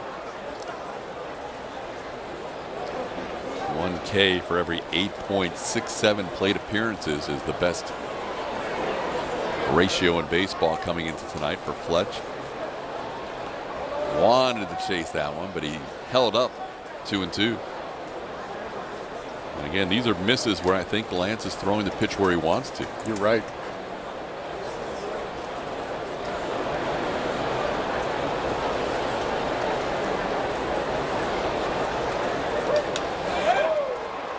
Chop foul at the plate.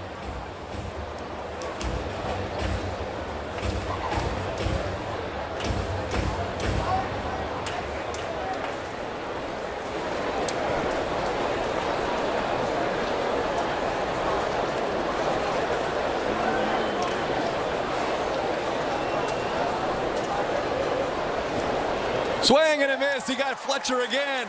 Lance strikes out the side. He is rolling through 6. 9 punchies, 1 hit allowed. He's leading 1-0.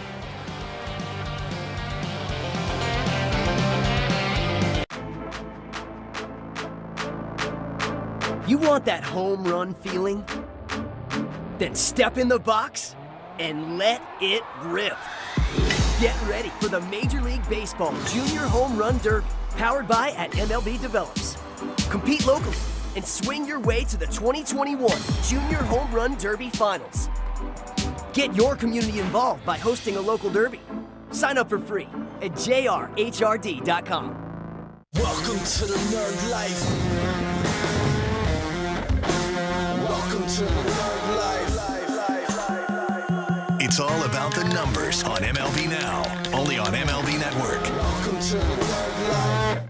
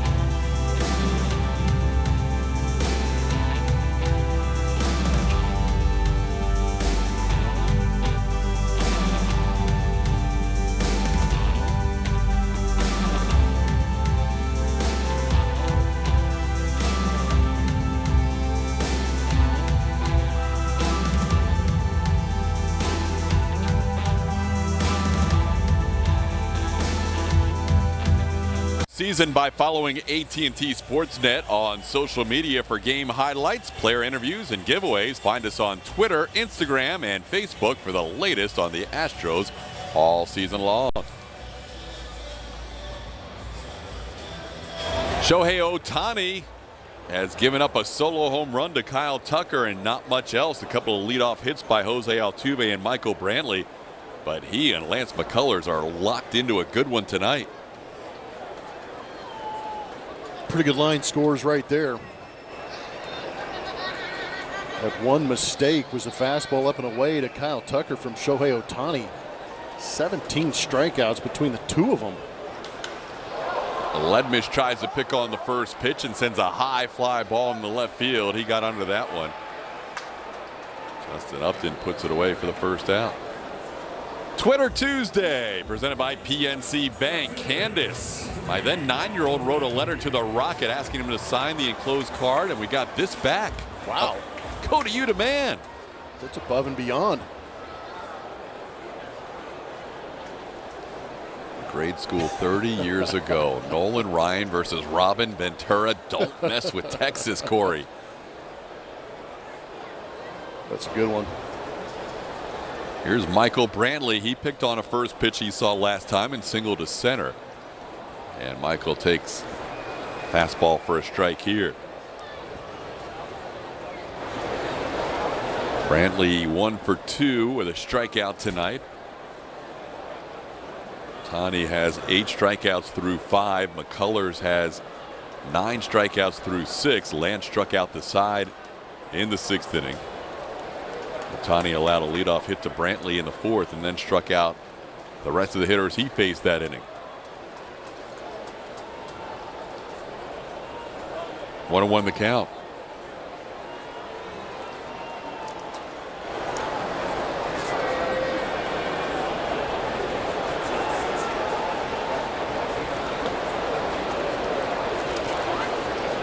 The home run by Tucker against Ohtani came off his bat at 100.9 miles an hour. The hardest hit baseball this year against Ohtani has been 112.7 exit velocity. It's the 3rd straight year where he's been a pitcher. 18, 20, and 21, not pitching in 2019. 3rd straight year where the highest exit velocity against him is lower than his highest exit velocity as a hitter. So you put all the other hitters in the major leagues against him, and his exit velocity is higher than what he's allowed year to year. It's kind of silly. This year he's got a high bar to beat. 119 is his highest exit velocity so far this year as a hitter. Oh my goodness. The other 2 years he was 113.9 and 111.9 is his best. Crazy athlete Shohei Ohtani, now 26 years old, making his 5th start this season.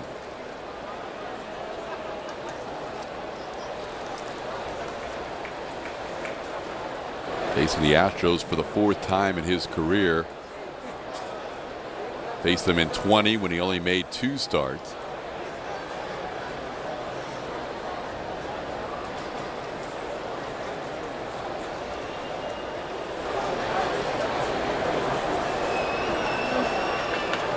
Ground ball knocked down by Ohtani, stays with it, underhands it over to Jared Walsh. That's out number 2. In 2019, Yordan Alvarez dazzled the baseball diamond to earn the title of Rookie of the Year. On Friday, May 14th, 10,000 fans will receive a Yordan Alvarez Rookie of the Year bobblehead presented by Goya to celebrate him. Text tickets to 26099 to get your tickets today. Yordan Alvarez coming up here. Dusty Baker's been asked a lot about him, given that he's swinging the bat so well. And Dusty's saying he's a hitter with slugger's power. You just don't know where he's going to hit the ball. Hitting balls to left, center, he can just hit. And he said earlier this year, he had him down in the lineup due to the slow ramp up, remember, in spring training. Just wanted to see him get better. Well, he did so in a hurry. Back where he belongs in this Astros line. DK. He's been quite a force for sure. Yordan looking for his first hit in this series. Came into the series with a 7-game hitting streak. The Angels have pitched him well. Tonight, Ohtani has got him the ground out and struck out. A little cue shot off the end of the bat. If it stays fair, it's trouble. And Yordan Alvarez. A little infield hit off the end of the bat. That'll be the Astros' 4th hit. He's a 2-out base runner. Speed kills. And not getting out of the box kills too. Well out in front of that split, but places it perfectly down that third baseline. And right about here he goes, I got a chance. That ball started spinning away from the line. I'm not sure which had more of a higher spin rate, the slider that came in or the slider that went down the third baseline. So the 4 hits allowed by Ohtani, matching his, or that's the most he's allowed this season. Only had allowed 7 hits in his first 4 starts combined. Getting a base hit against that slider, it's a secondary pitch, and he's one of the best at hitting the off speed. Ex-Astro Colin Moran in there. Rafael Devers has been heating up, and the reemergence of Buster Posey's been a lot of fun to watch up in San Francisco too. Here's Gurriel. Yuli will take a strike. I'm going to complain here real quick. Yeah. Jordan's base hit. I mean, he's 6'5", maybe 240. Took a full hack and hit it about 60 feet. He gets a base hit. Guys who hit 300 get those. The guys who hit 220 to 250 don't. That's why I'm complaining. The splitter gets another strikeout. That is 9 strikeouts for Ohtani, getting Yuli for the 2nd straight time. But the Astros do pick up a hit, still lead it 1-0 after 6. Welcome to the nerd life. Welcome to the nerd life. It's all about the numbers on MLB Now, only on MLB Network. Welcome to the nerd life. Hey Al, I'm just wondering, during the demo on MLB Tonight, what was that meatball you threw? Meatball? I think you're misunderstanding. That was a hitting demonstration, and that's what I was supposed to do. Oh, he go home, baby. Right. I think that ball's still traveling. Any farther and you need a flight plan for it. Next question. The analyst of MLB Tonight, answering baseball's toughest questions, only on MLB Network.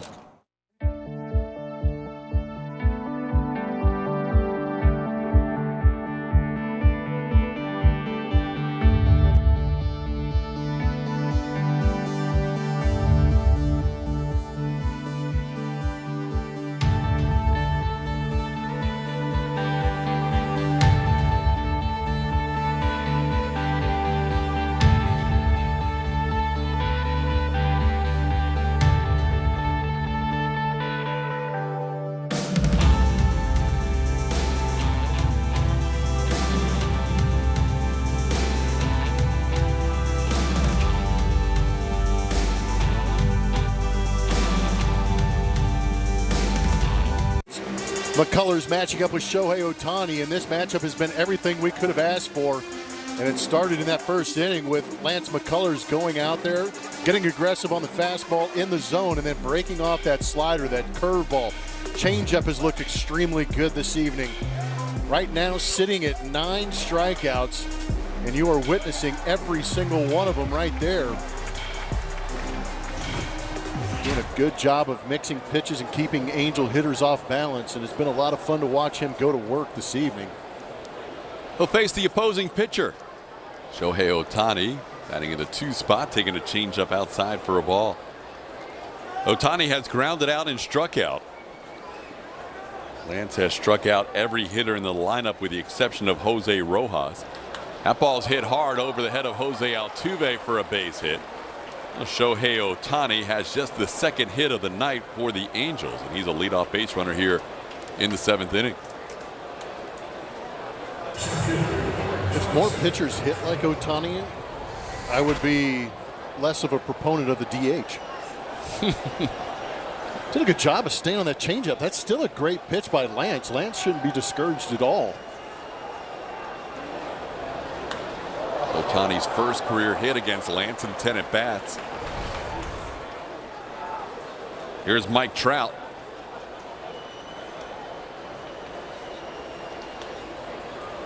Lance has not had to work out of the stretch since the third inning. Before that Ohtani hit, he had retired 11 in a row.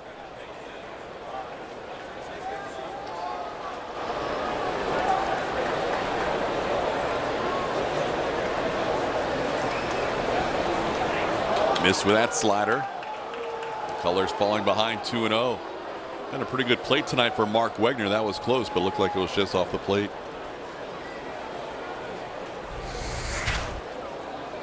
Now you would imagine Mark Wegner, the home plate umpire, would have a good zone considering the matchup and as well as these two pitchers have been pitching. That one could have been called a strike. Could have used that one, you're right. 3-0 the count. Martin turning around, having a conversation with Mark Wegner. He's going to go out and have a conversation with Lance McCullers, maybe calm him down a little bit. Lance has been dialed in all night long. That was just his second 3-ball count. He was 3-2 on Phil Gosselin back in the third inning before he walked him, and now he's 3-0 on Mike Trout. Now time for a quick word from Arctic.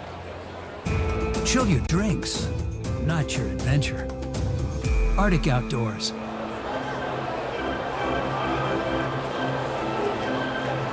Extra word from his buddy Carlos Correa after the mound meeting dispersed.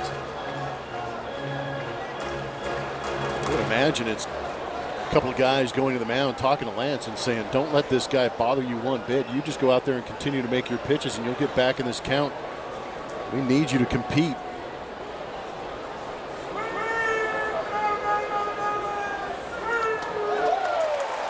Went back to the slider at 3-0. Gets a swinging strike, 3-1.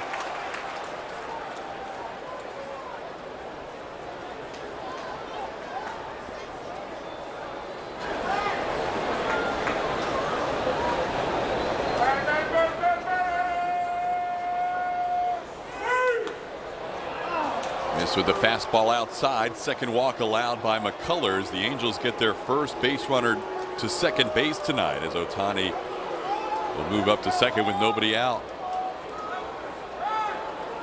Gives Jose Altuve a chance to talk to the opposing starting pitcher. That's a little unusual in today's day and age. Same with Carlos Correa as he goes over to talk to Ohtani.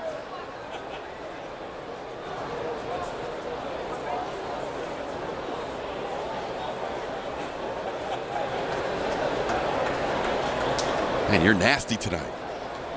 Yeah. Here's Jared Walsh.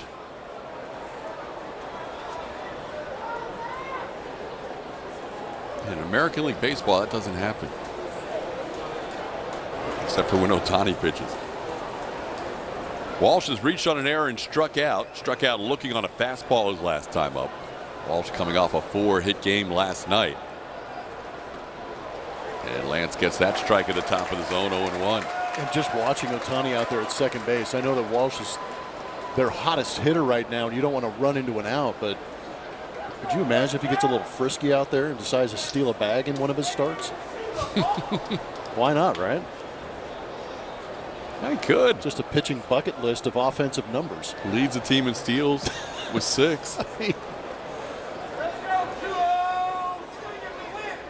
Ground ball towards Altuve. He spins and throws a Correa for 1. The return double play. Huge double play for the Astros. Ohtani to third with 2 outs. That play right there should be enough to convince Lance not to panic on the mound. No matter how much traffic is out there, he has always been a guy that's been able to go out there and get the ground ball. He's had years in the past where he has been up to 61, 60% as far as ground ball rates. And he gets them in big moments with traffic out there. That was a huge double play to pick up Lance. That was a firm fastball from Carlos Correa to Yuli Gurriel. Yeah, we'll have to take a peek at that one. Now McCullers trying to work through Justin Upton with a runner on third and 2 outs. Ohtani 90 feet away. McCullers trying to get Upton here. You know, the other thing with Ohtani pitching so well tonight and going 6 innings for the first time since he had Tommy John surgery, it allowed Joe Madden to have him lead off this inning. As opposed to other starts where he might get only a couple of at-bats out of him. You know, it's the opposite of what most managers deal with. Normally you try and work out your lineup so that you avoid the pitcher. Here Joe's hoping he extends his outing so you get to the pitcher. You're right. That's why he's in that 2 spot instead of that traditional bottom part of the zone or bottom part of the lineup where you're trying to hide the pitcher. Ground ball, Altuve quickly to his left, makes the play for the final out of the inning. Lance McCullers Jr. through 7 shutout innings has allowed 2 hits. Got through a first and second no-out situation.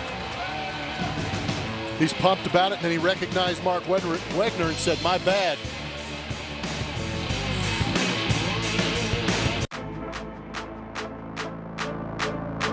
You want that home run feeling?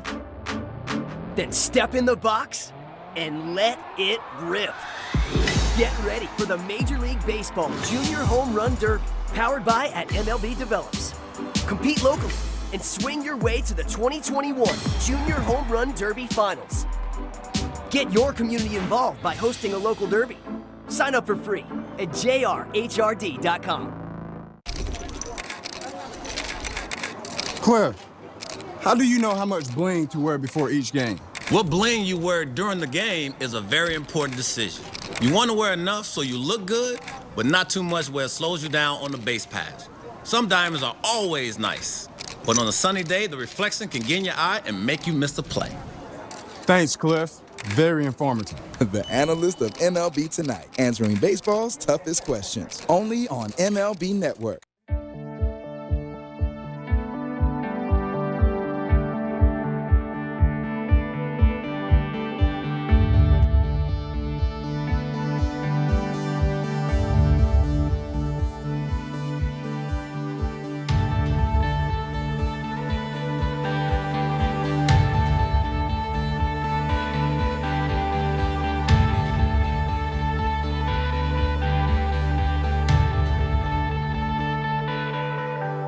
Presented by Blue Cross Blue Shield, Jeff Bagwell.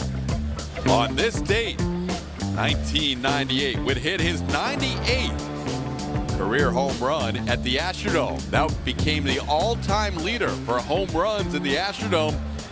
Baggy would go on to become the first hitter ever to get to triple digits in home runs in the Dome. As you take a look at the list, that will never change. The most career home runs in the Astrodome. Jeff Bagwell, 126. The toy cannon with 97. Cheo's on there, number 8. A lot of great names on there, the big power hitters of the Astrodome era. Yeah, it's always great to recognize these guys, but it is beautiful when you start to see some of those old faces pop up, those all-time lists. Plummer, in 2 nights, we have seen a game that has dragged incessantly and interminably to a game that has been filled with excitement tonight. This is why you show up. Last night made me wonder if I wanted to show up. It's completely different theater tonight than it was last night. But it's also great, too, when you recognize the matchup. Yes, yesterday's game was awful in every sense. The Astros lost. The game took forever. It was interesting seeing what felt like 500 pitches thrown in that game. And then you kind of prep for today's game, and you see Shohei Ohtani's numbers. You see Lance McCullers trending in the right direction. And you recognize it could be as great a game as this is right now. Yeah, it has lived up to it plus some tonight. This is the deepest Ohtani has gone since before the Tommy John surgery. He's only walked 1 batter so far, coming in walking more batters than innings pitched in his first 4 starts. And he's allowed just 1 runner past first base, and that was a Kyle Tucker opposite field home run, the only run in this game. 0-2 to Correa, broken bat, slowly hit. Fletcher comes in on the run, makes the play on the opposing shortstop for the first out here in the 7th inning. I think what else is outstanding is that for the time being, the Astros are leading, and we're seeing a very good Shohei Ohtani. I'm sure there's a lot of people around the league, and especially down there in Southern California, that were wondering if Ohtani would be able to do something like this. He's doing it against a very good lineup right now. This guy right here ruined everything for him, and he'll try and do it again. This is the only guy who's been on base both times against Ohtani. He drew a walk his first time up, and he hit an opposite field home run in his last AB. Kyle Tucker, that last time up that TK's talking about, exit velocity 100.9, 32-degree launch angle, and getting out of 14 of 30 ballparks 373 feet later.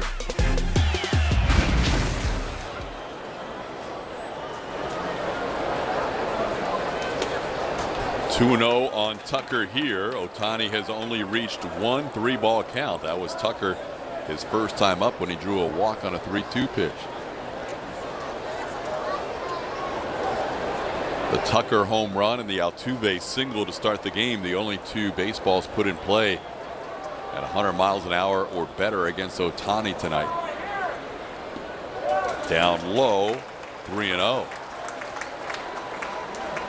We talked about Joe Madden wanting Ohtani to stay in the game as long as possible to keep him in offensively. Madden has toyed with the idea of using Ohtani after he's done pitching in the outfield, just to keep his bat in the game.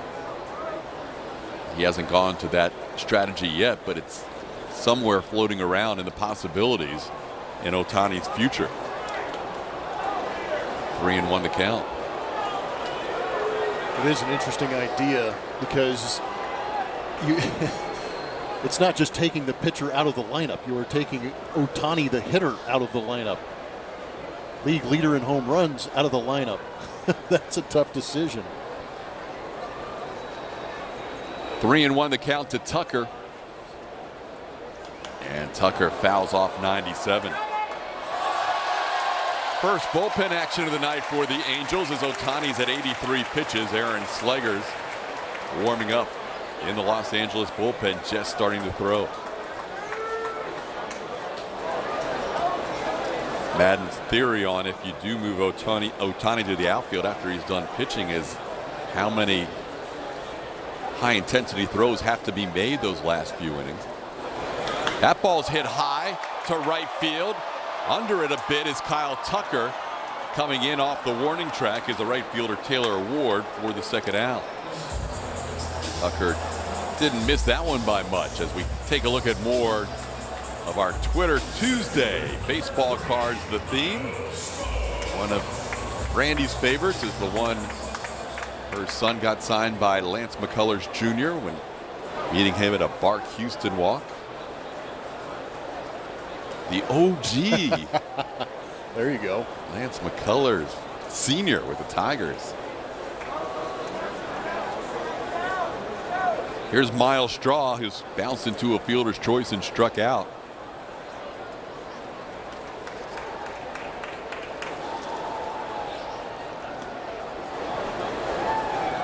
Longest career outing for Shohei Ohtani was 7 2/3 innings. That was back in the 2018 season when he went 7 2/3 against the Tampa Bay Rays in Anaheim. This is his second longest outing of his career, 6 2/3 innings.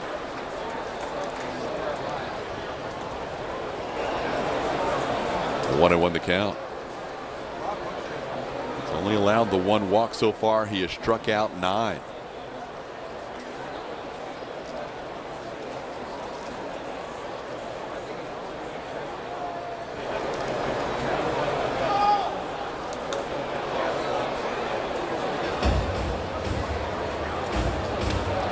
Ahead of the count, 1-2.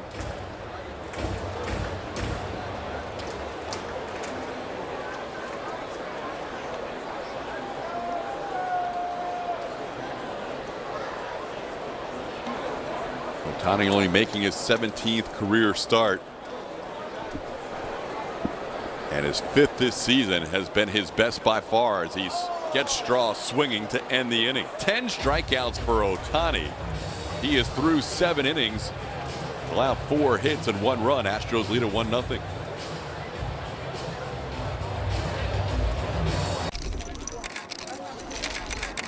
Cliff, how do you know how much bling to wear before each game? What bling you wear during the game is a very important decision. You want to wear enough so you look good, but not too much where it slows you down on the base pass. Some diamonds are always nice, but on a sunny day, the reflection can get in your eye and make you miss a play. Thanks, Cliff. Very informative. The analyst of MLB Tonight, answering baseball's toughest questions. Only on MLB Network.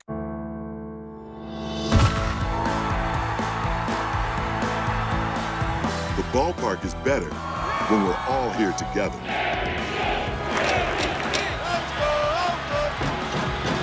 COVID-19 vaccines are safe and effective.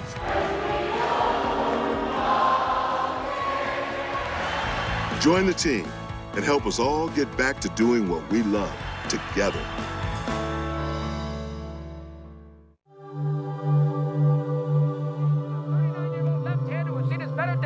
Against a team that's got a bunch of right-handers. Relax and watch High Heat with Christopher Russo, only on MLB Network.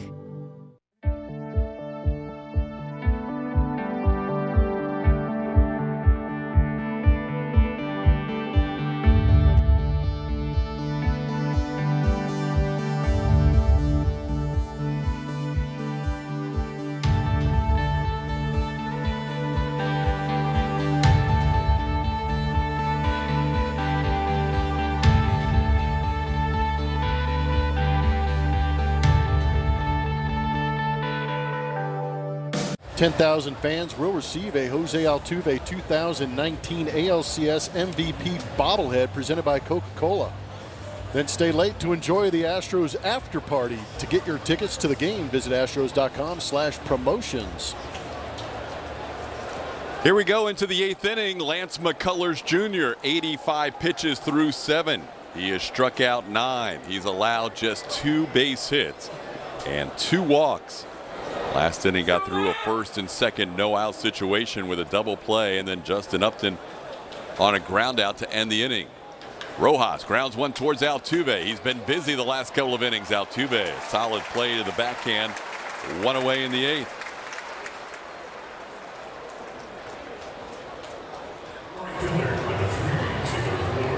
Twitter Tuesday presented by PNC Bank on baseball cards tonight. Gabriel's got a J.R. Richard autograph card along with Nolan Ryan, the 79 strikeout leaders. That's a cool combo. Yeah, that's one of the angriest cards I've ever seen.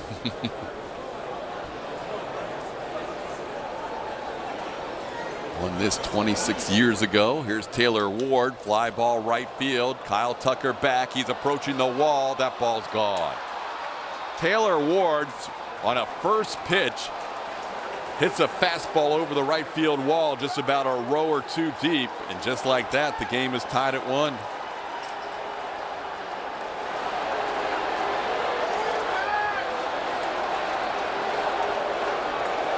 Ambush a fastball early. Maldi was set up on that outside corner, maybe just a little bit up, out over the plate, and Ward gets enough of it to get it into the seats. Yeah, that's disappointing.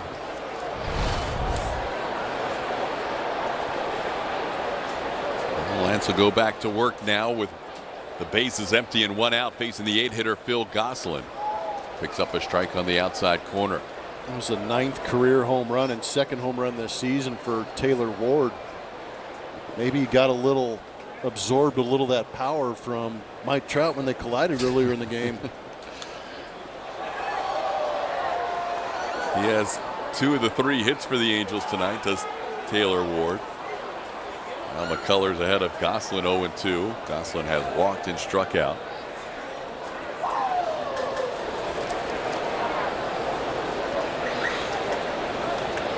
Lance matching his season high with 9 strikeouts tonight. Trying to get to double digits for the first time. His career best is 11. He's done that 4 times.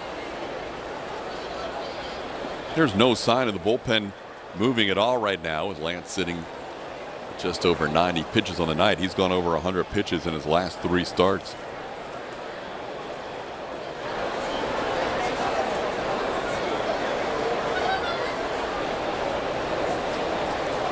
Couple of opposite field home runs for each side. Kyle Tucker for the Astros and Taylor Ward in this inning.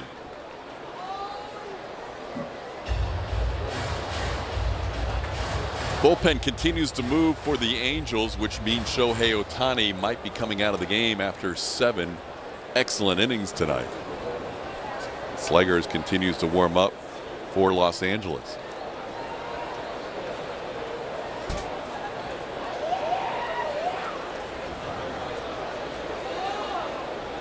Ground ball right side. Altuve continues to stay busy. That's 4 assists the last 2 innings. 2 outs here in the 8th.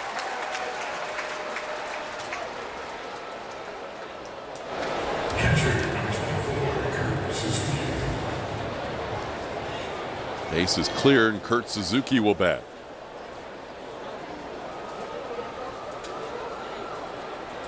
McCullers looking for a win against the Angels for the first time since 2017. Has had no margin for error tonight, with the Astros scoring 1 run so far through 7. Just 1 swing of the bat by Taylor Ward, second batter this inning, tying up the game.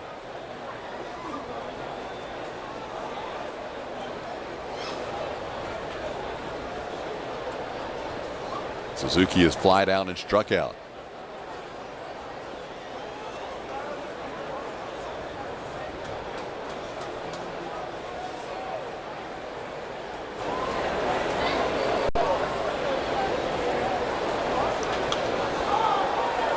Two guys that came back from missing the 2019 season with Tommy John surgery, at least for Ohtani as a pitcher, and obviously Lance the same. Putting on a show tonight. Combined 2 runs allowed, combined 7 hits allowed. So far combined 19 strikeouts. There's a ground ball. Altuve will make all 3 plays in the inning. Sandwiched in between all 3 of those plays, a home run by Taylor Ward to tie the game at 1. We head to the bottom half of the 8th inning. It's a 1-1 game.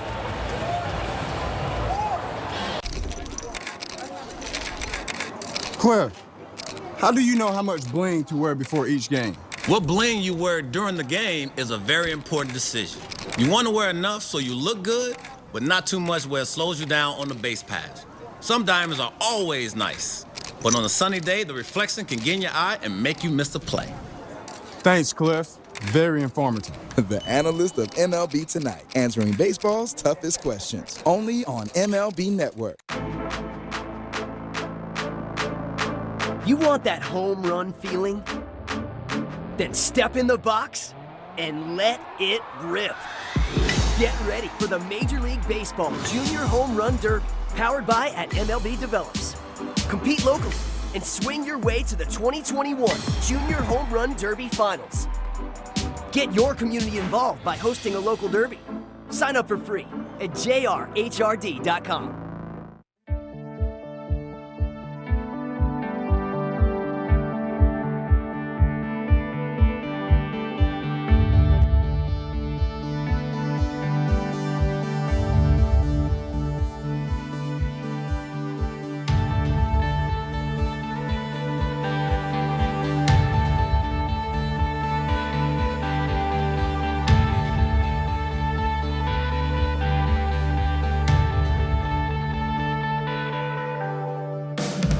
Have the results from tonight's Chevy Stroh poll. It's Shohei Ohtani there.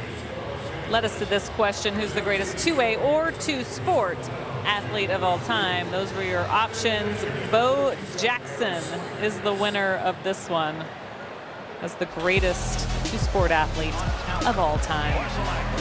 And yes, we get to look at Bo Jackson just being great.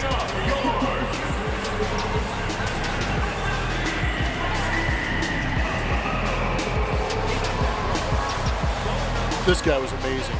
As a kid growing up watching him play, you could only dream of being half as good as Bo Jackson.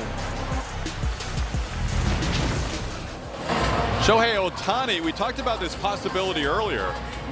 I saw Joe Madden talking to him after he left the game after the 7th inning, and he said, hey, we're going to want you to stay in the game as a hitter, but what about right field? Ohtani takes over in right. After Taylor Ward hit a home run to tie this game, he is lifted from the game because that puts the pitcher spot, Sluggers, now in the number 7 spot in the lineup where Taylor Ward was. And Ohtani will play the outfield for just the second time in his career at the big league level. Played there for an inning in left field. I don't know if you remember that game last homestand. It was Anthony Bemboom pitching. And yeah, it was a lot going on. It was out of control. The game was basically over, obviously, with Bemboom pitching. That was April 24th when that happened. But now he's in a 1-1 game playing right field after pitching 7 innings of baseball. He's got to be hanging, huh? Well, Madden's theory is how many intense throws are going to have to be made in the final couple of innings in the outfield, and I don't want to take one of my best hitters out of the lineup. Yeah, that's the biggest thing, is you don't want to lose that stick. That pitcher spot, Ohtani's spot, is due up second next inning. And now the pitcher spot is due up 7th with this switch.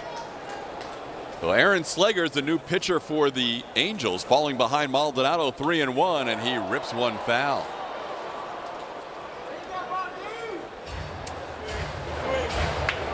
Slegers has a good sinker. He'll use it. Pretty similar amount of time, both the lefties and righties. It's what he does after that. To get to the secondary pitches, it's going to be a changeup to lefties and a slider to righties.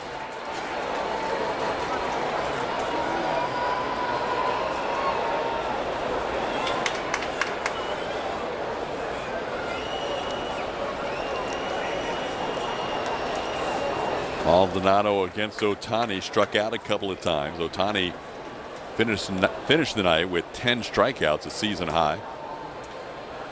A couple off his career high of 12. McCullers,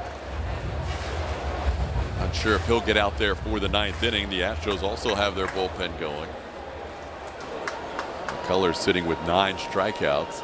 Ryan Presley currently warming up. Lance is at 96 pitches right now through 8.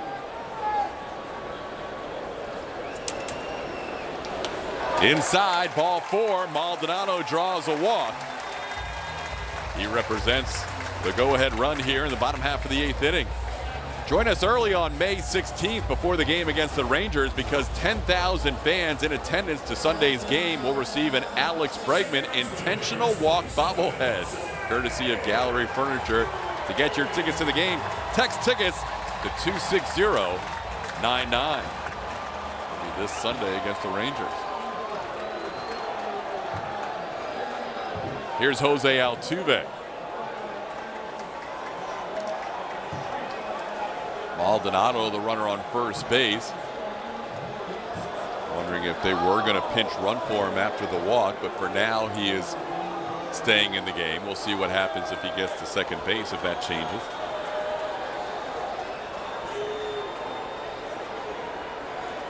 Altuve 1 for 3 tonight, looking to continue that multi-hit streak, which is at 5 games, but he pops this one up. Walsh in foul territory, and he doesn't have a chance. He was staggering under that foul ball and never really got comfortable with it.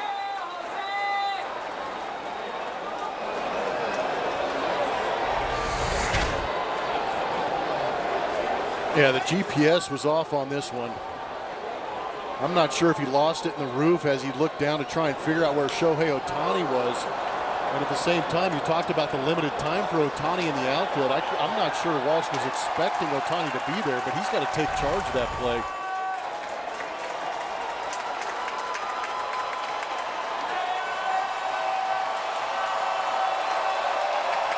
Altuve down on the count, 0-2.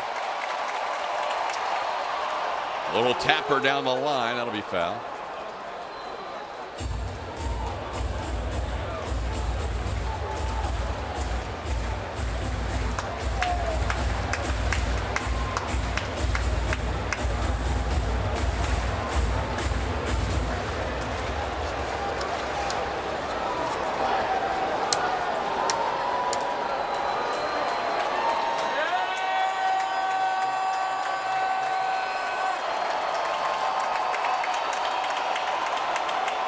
Little tapper towards the middle.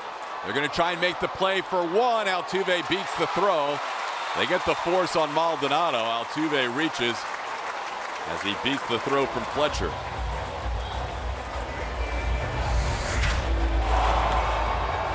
Just tapped up the middle. There's no way they're going to get Jose Altuve flying down that first baseline. So basically trades places with Martin Maldonado. Now you've got some speed on first base.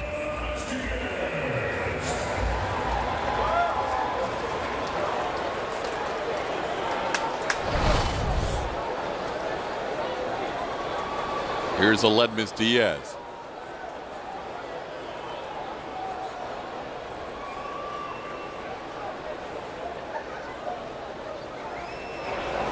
Diaz first pitch swinging.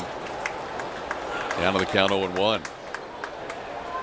Altuve stolen one base this year in a couple of attempts.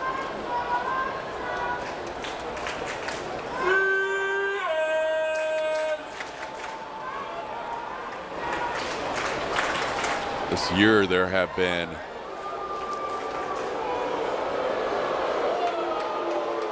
in 15 games that Sleggers has pitched 8 stolen bases. Well, he's 6'10". It takes this guy a pretty good while to unfold and get towards home plate. So if Altuve can pick a pitch, they might try it. And I think that's what Sleggers is thinking also, TK.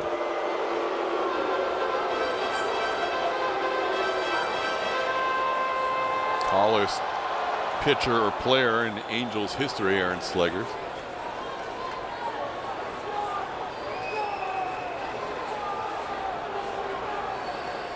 Altuve doesn't go, and the pitch is down and away, 1-1.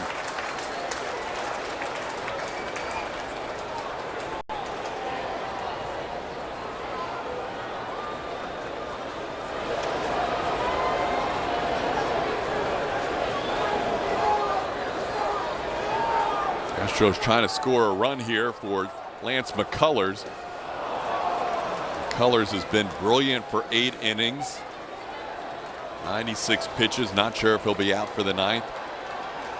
1 home run allowed. 3 base hits allowed all night. Now a 1-2 count on Diaz.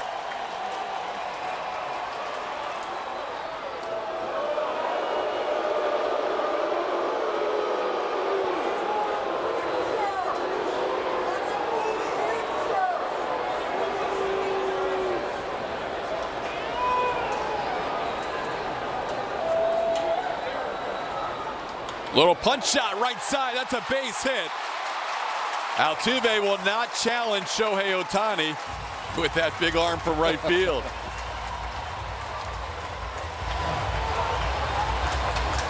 I think that's the prudent thing to do. Saw Ohtani touch 99, so deciding not to run on that is a pretty good idea. As Diaz just punching this ball the other way, putting it in play with 2 strikes. With a couple of lefties due up, Brantley and Alvarez. Joe Madden going to the lefty side armor Alex Claudio. Sleggers will leave the game. First and second, 1 out in the bottom half of the 8th. Behold the Tree Dasher by Allbirds, the planet's first proper running shoe, made from natural materials like, well, trees. Mile after mile after mile, the Tree Dasher keeps your feet going while reducing your carbon footprint. Break a sweat, not the planet. Allbirds. Nerds. Have new money goals this year? NerdWallet can help make them happen. Like getting auto insurance to match your new 0-mile commute? We have tools for that. Want to refinance your mortgage and put those savings into the college fund? We have tips for that too. Or get a low-interest credit card for your long-awaited honeymoon? We can help you find the one. Credit card, that is.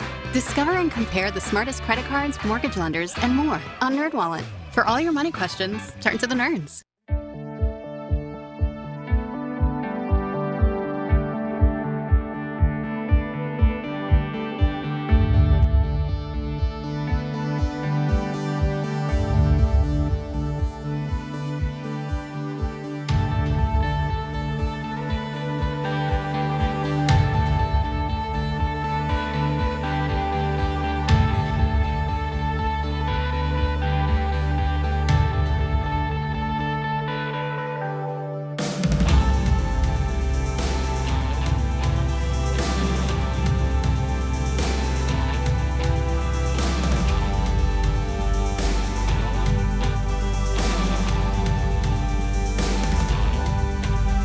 the T-Mobile Coverage Camp downtown Houston tonight.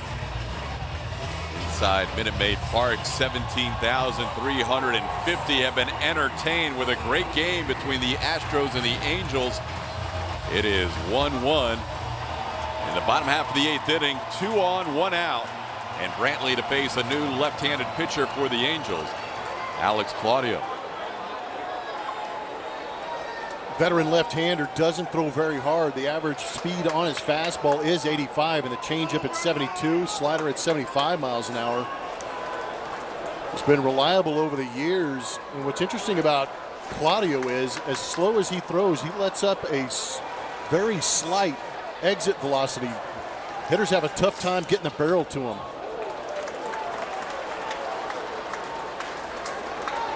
Michael Brantley taking a pitch inside for ball 1. Brantley is 2 for 5 against Claudio.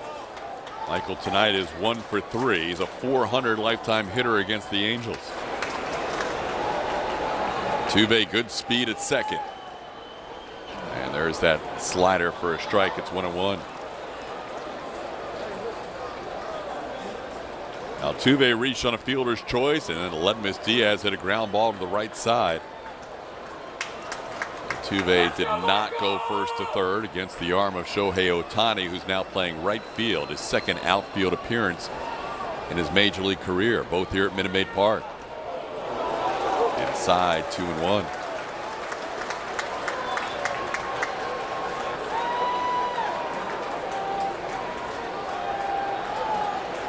Three on the right side against Michael Brantley. And as good as he can put the ball in play the other way, if he throws him that slider on the outside part of the plate, he's got a big space. Yeah, that spot at shortstop's got to look very good to Michael Brantley. And you're right, his ability to shoot the ball all over the ballpark is comparable to not many in the big leagues. But if he has enough time to see the baseball and his hands stay back, he could have a real shot at hitting the ball through that area. There's a line drive, base hit to center field. Altuve being waved home. Here comes a throw from Trout. Altuve safe. Astros take a 2-1 lead. Michael Brantley, an RBI base hit. It's almost as if we know what we're doing up here, TK. Uncle Mike did a great job. That slider ended up being right down the middle, but he had the same idea that we did. Use that up the middle, opposite side of the field, and he did, and they challenged Mike Trout's throw. It was a little bit up the line, and with Suzuki coming up the line, Altuve went flying past.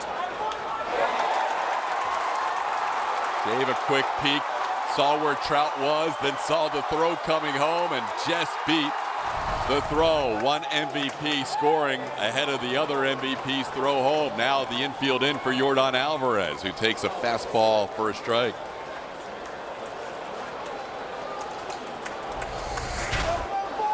Here's that pitch on her matches from Supermo. Slider just stayed right out over the plate, and Michael timed that up beautifully. How about the base running too, by the way? Everybody gaining 90 feet. Runners to second and third, forces that infield in on Yordan. Ground ball with the infield in. Aledmus Diaz coming home. He'll be in a rundown, and Diaz will be tagged out. Nowhere for him to go with Brantley advancing to third. So the infield in cuts down the runner, Aledmus Diaz, but now first and third with 2 outs for Yuli Gurriel.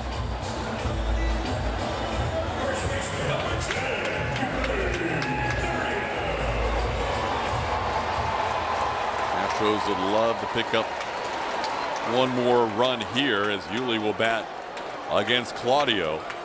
Yuli looking for his first hit. He's 0 for 3.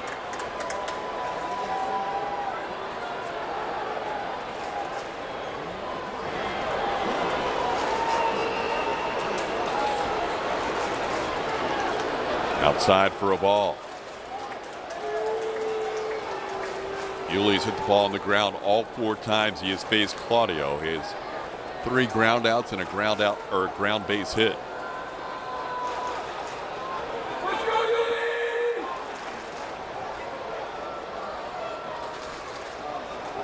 Just missed the outside edge, 2-0.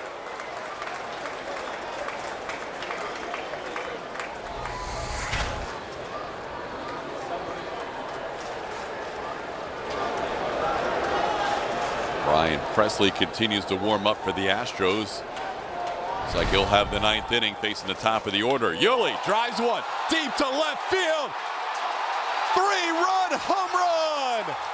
La Pina with a huge swing here in the bottom half of the 8th inning. Astros lead 5-1.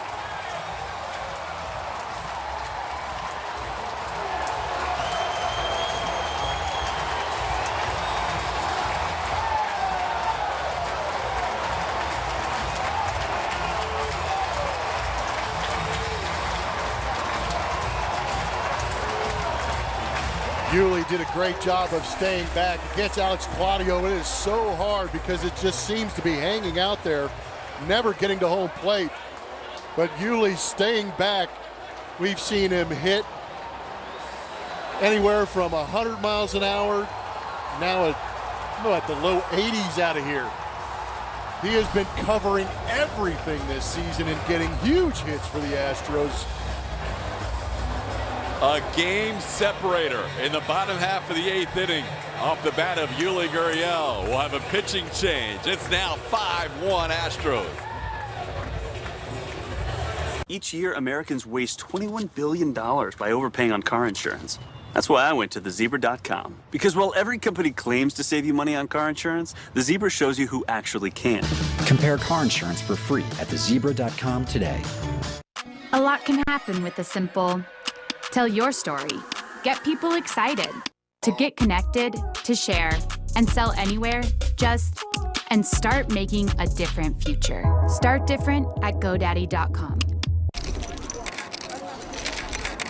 Cliff, how do you know how much bling to wear before each game? What bling you wear during the game is a very important decision. You want to wear enough so you look good, but not too much where it slows you down on the base pass. Some diamonds are always nice, but on a sunny day, the reflection can get in your eye and make you miss a play. Thanks, Cliff. Very informative. The analyst of MLB Tonight, answering baseball's toughest questions. Only on MLB Network.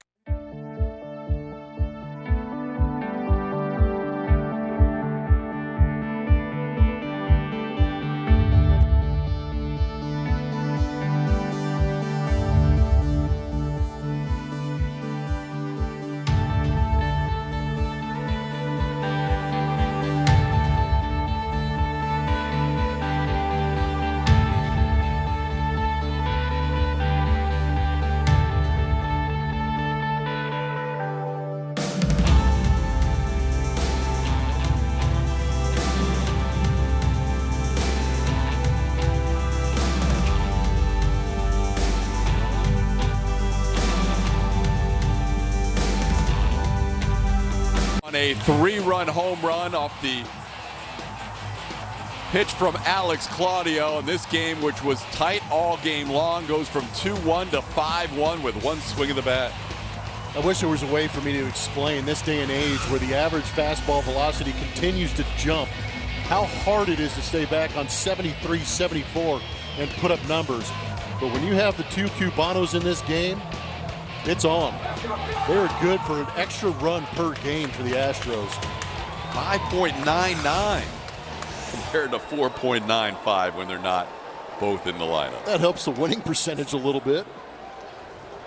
New pitcher is literally a new pitcher. We've seen him before, though. Noe Ramirez just joining the team today for the Angels. Yeah, Noe's had plenty of opportunities against the Astros in the past. This will be his first appearance in the big leagues in 2021.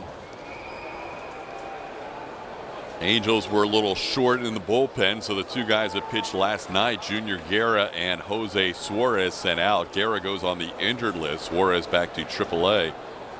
And Jaime Barria and Noe Ramirez recalled and selected from AAA Salt Lake. Noe has thrown in 24 and a third innings against the Astros, given up 2 home runs and a 3.7 ERA.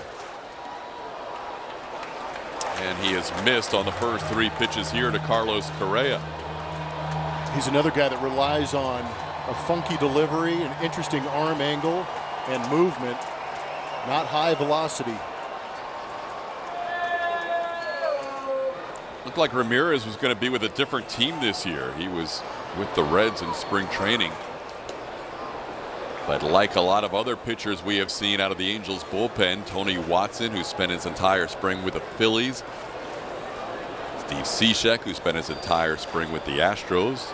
Noe Ramirez signed with the Angels after spending his spring with a different team. 3-1 pitch, up and away, ball 4. Ramirez issues a walk to the first batter he faces this year. This copyrighted telecast is presented by authority of the Houston Astros. They may not be reproduced or retransmitted in any form, and the accounts and descriptions of this game may not be disseminated without the express written consent of the Houston Astros.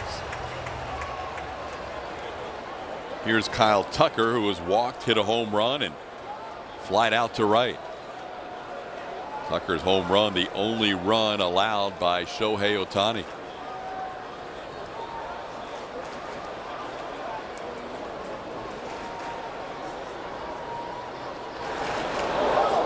That one fouled at the plate and caught Kurt Suzuki.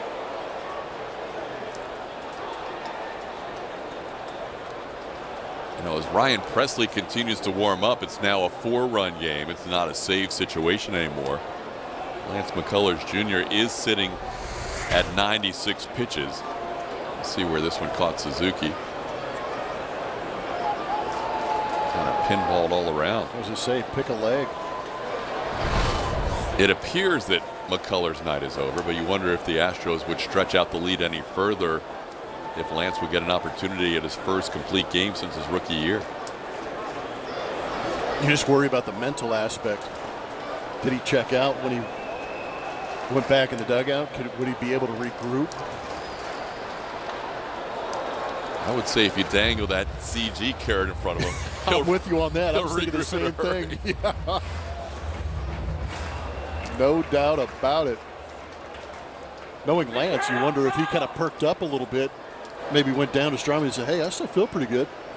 I'm loose. Yeah. I've gone more pitches than this in my last 3 starts. He's gone 106, 111, and 105 his last 3. Tucker with an 0-2 count.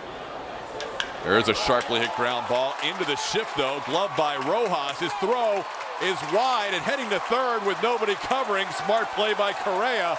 First and third for the Astros on the infield hit by Kyle Tucker.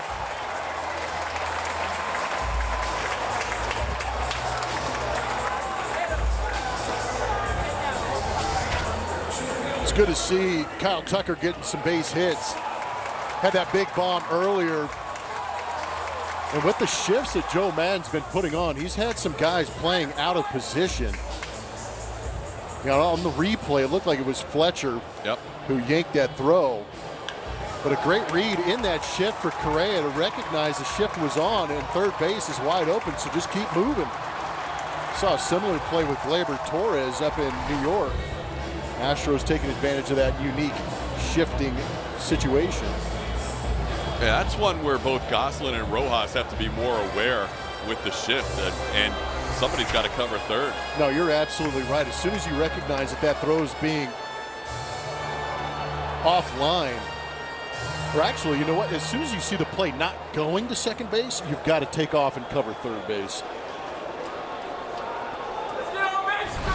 Yeah, there's 2 guys standing at the bag and nobody covering third.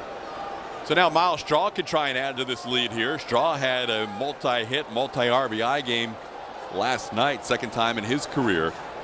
Also did that June 15th of 2019 against the Blue Jays. Tonight he's 0 for 3 with a couple of strikeouts and takes a pitch inside for a ball, 1-0.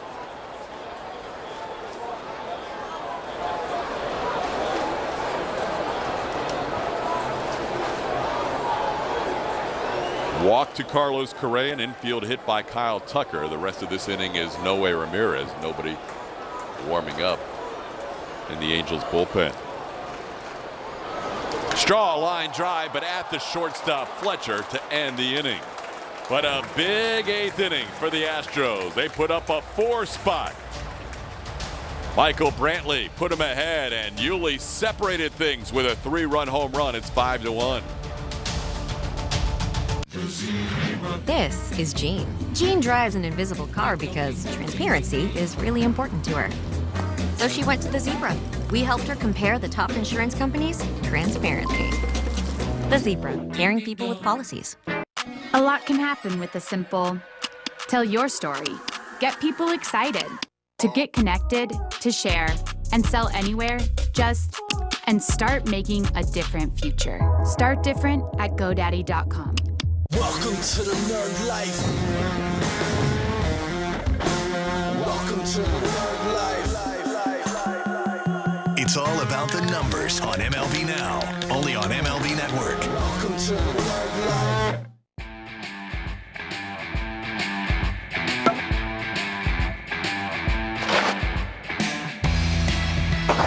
It's time for MLB Pitch, Hit, and Run, presented by MLB Network, the official youth skills competition of Major League Baseball. Give the kids in your community a chance to compete in the 2021 Pitch, Hit, and Run Finals by hosting a local competition. Sign up for free at pitchhitrun.com.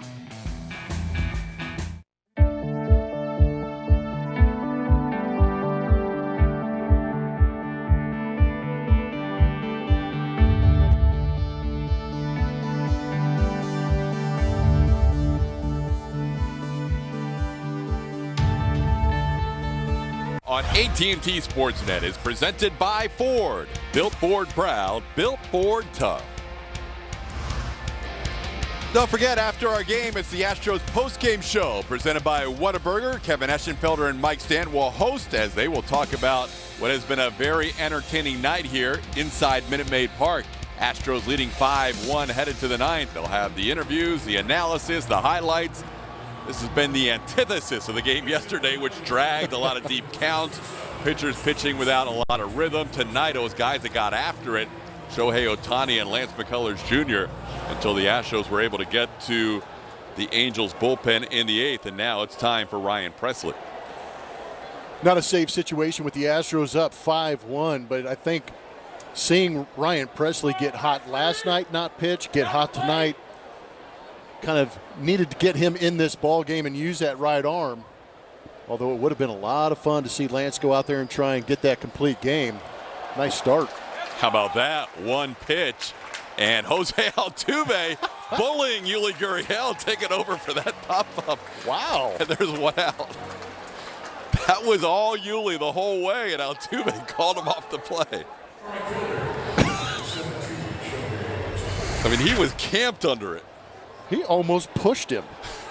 I've never seen that, and then stared him down. This is awesome. Don't mess with me. Here's Shohei. Part of the reason this night has been so entertaining was because of the guy at the plate. Yes, 100%. It's got to be tough for him to be in right field and watch what just happened. He pitched 7 outstanding innings, allowing 4 hits and a run. He walked 1 and he struck out 10. He was around the plate the whole night. Only needed 88 pitches to get through 7. Then Joe Madden put him out in right field for the first time in any competitive game at the major league level. The last time he played left field for an inning, it was a blowout with a catcher pitching. And as it turns out, Altuve wouldn't challenge him on a base hit into right during that inning. There's a strike called to Ohtani. Pressly ahead 1-2. Lance McCullers Jr. with one more brilliant inning than Ohtani tonight. Right now looking for Ryan Pressly to close out a victory for Lance and also for the Astros, leading 5-1. 1-2 is fouled away.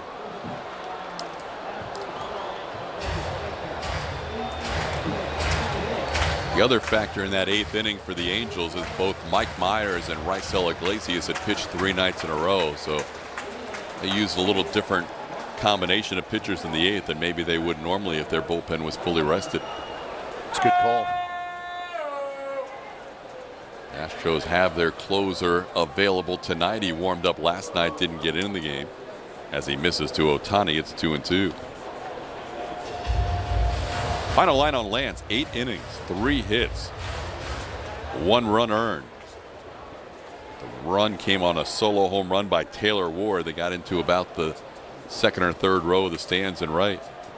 2 walks, 9 strikeouts, matching his season high. Count goes 3-2 on Ohtani. Lance threw 96 pitches in 8 innings tonight. By far his most efficient outing of the year. Averaging just 12 pitches per inning, never threw more than 14 pitches in any inning tonight. That is amazingly economical. Called third strike, bottom of the zone. Ohtani was starting to head to first base on a pitch he thought was below the knees. Ryan Presley picks up a strikeout for the second out. A little too close to take in that 2-strike count. Pitch right in front of him. Martin gave him a good look at it. Caught just enough of that zone.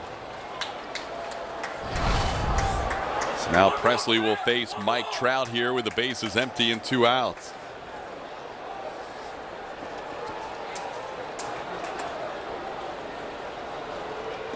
Trout 0 for 2 with a walk, takes a called strike.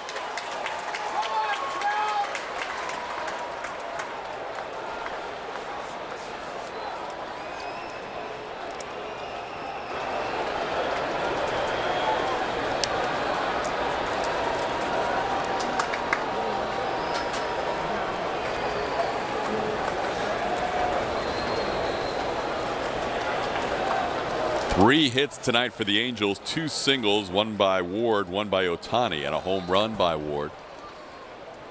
1-1 the count. Oh, wow.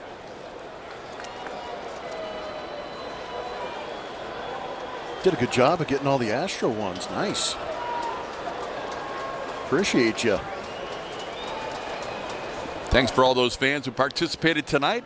Those we showed and those we haven't been able to acknowledge on the broadcast, but we do appreciate all your efforts as our Twitter Tuesday presented by PNC Bank wraps up. It's been a great game tonight, and now the Astros fans with 350 in attendance will all rise here with 2 strikes and 2 outs.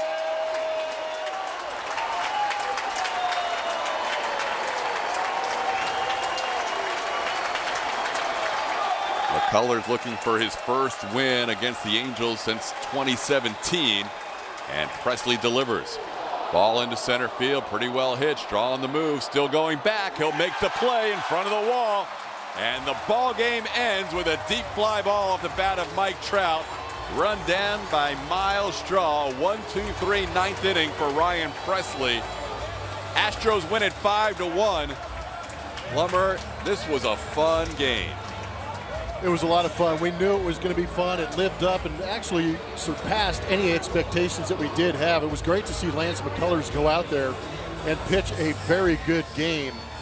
Going 8 innings, throwing 96 pitches, had 9 strikeouts, only made 1 mistake. That opposite field home run to Taylor Ward, but the offense picked him up. And when pitching goes good, the games are usually pretty quick, and they owed us one after last night. Last night, 3 hours and 57 minutes. Tonight, 2 hours and 33 minutes. Brantley, the go-ahead RBI, and Yuli Gurriel separated things with a 3-run home run. Fun night. Astros win it 5-1. We'll have plenty more, including the post-game show, coming up right around the corner.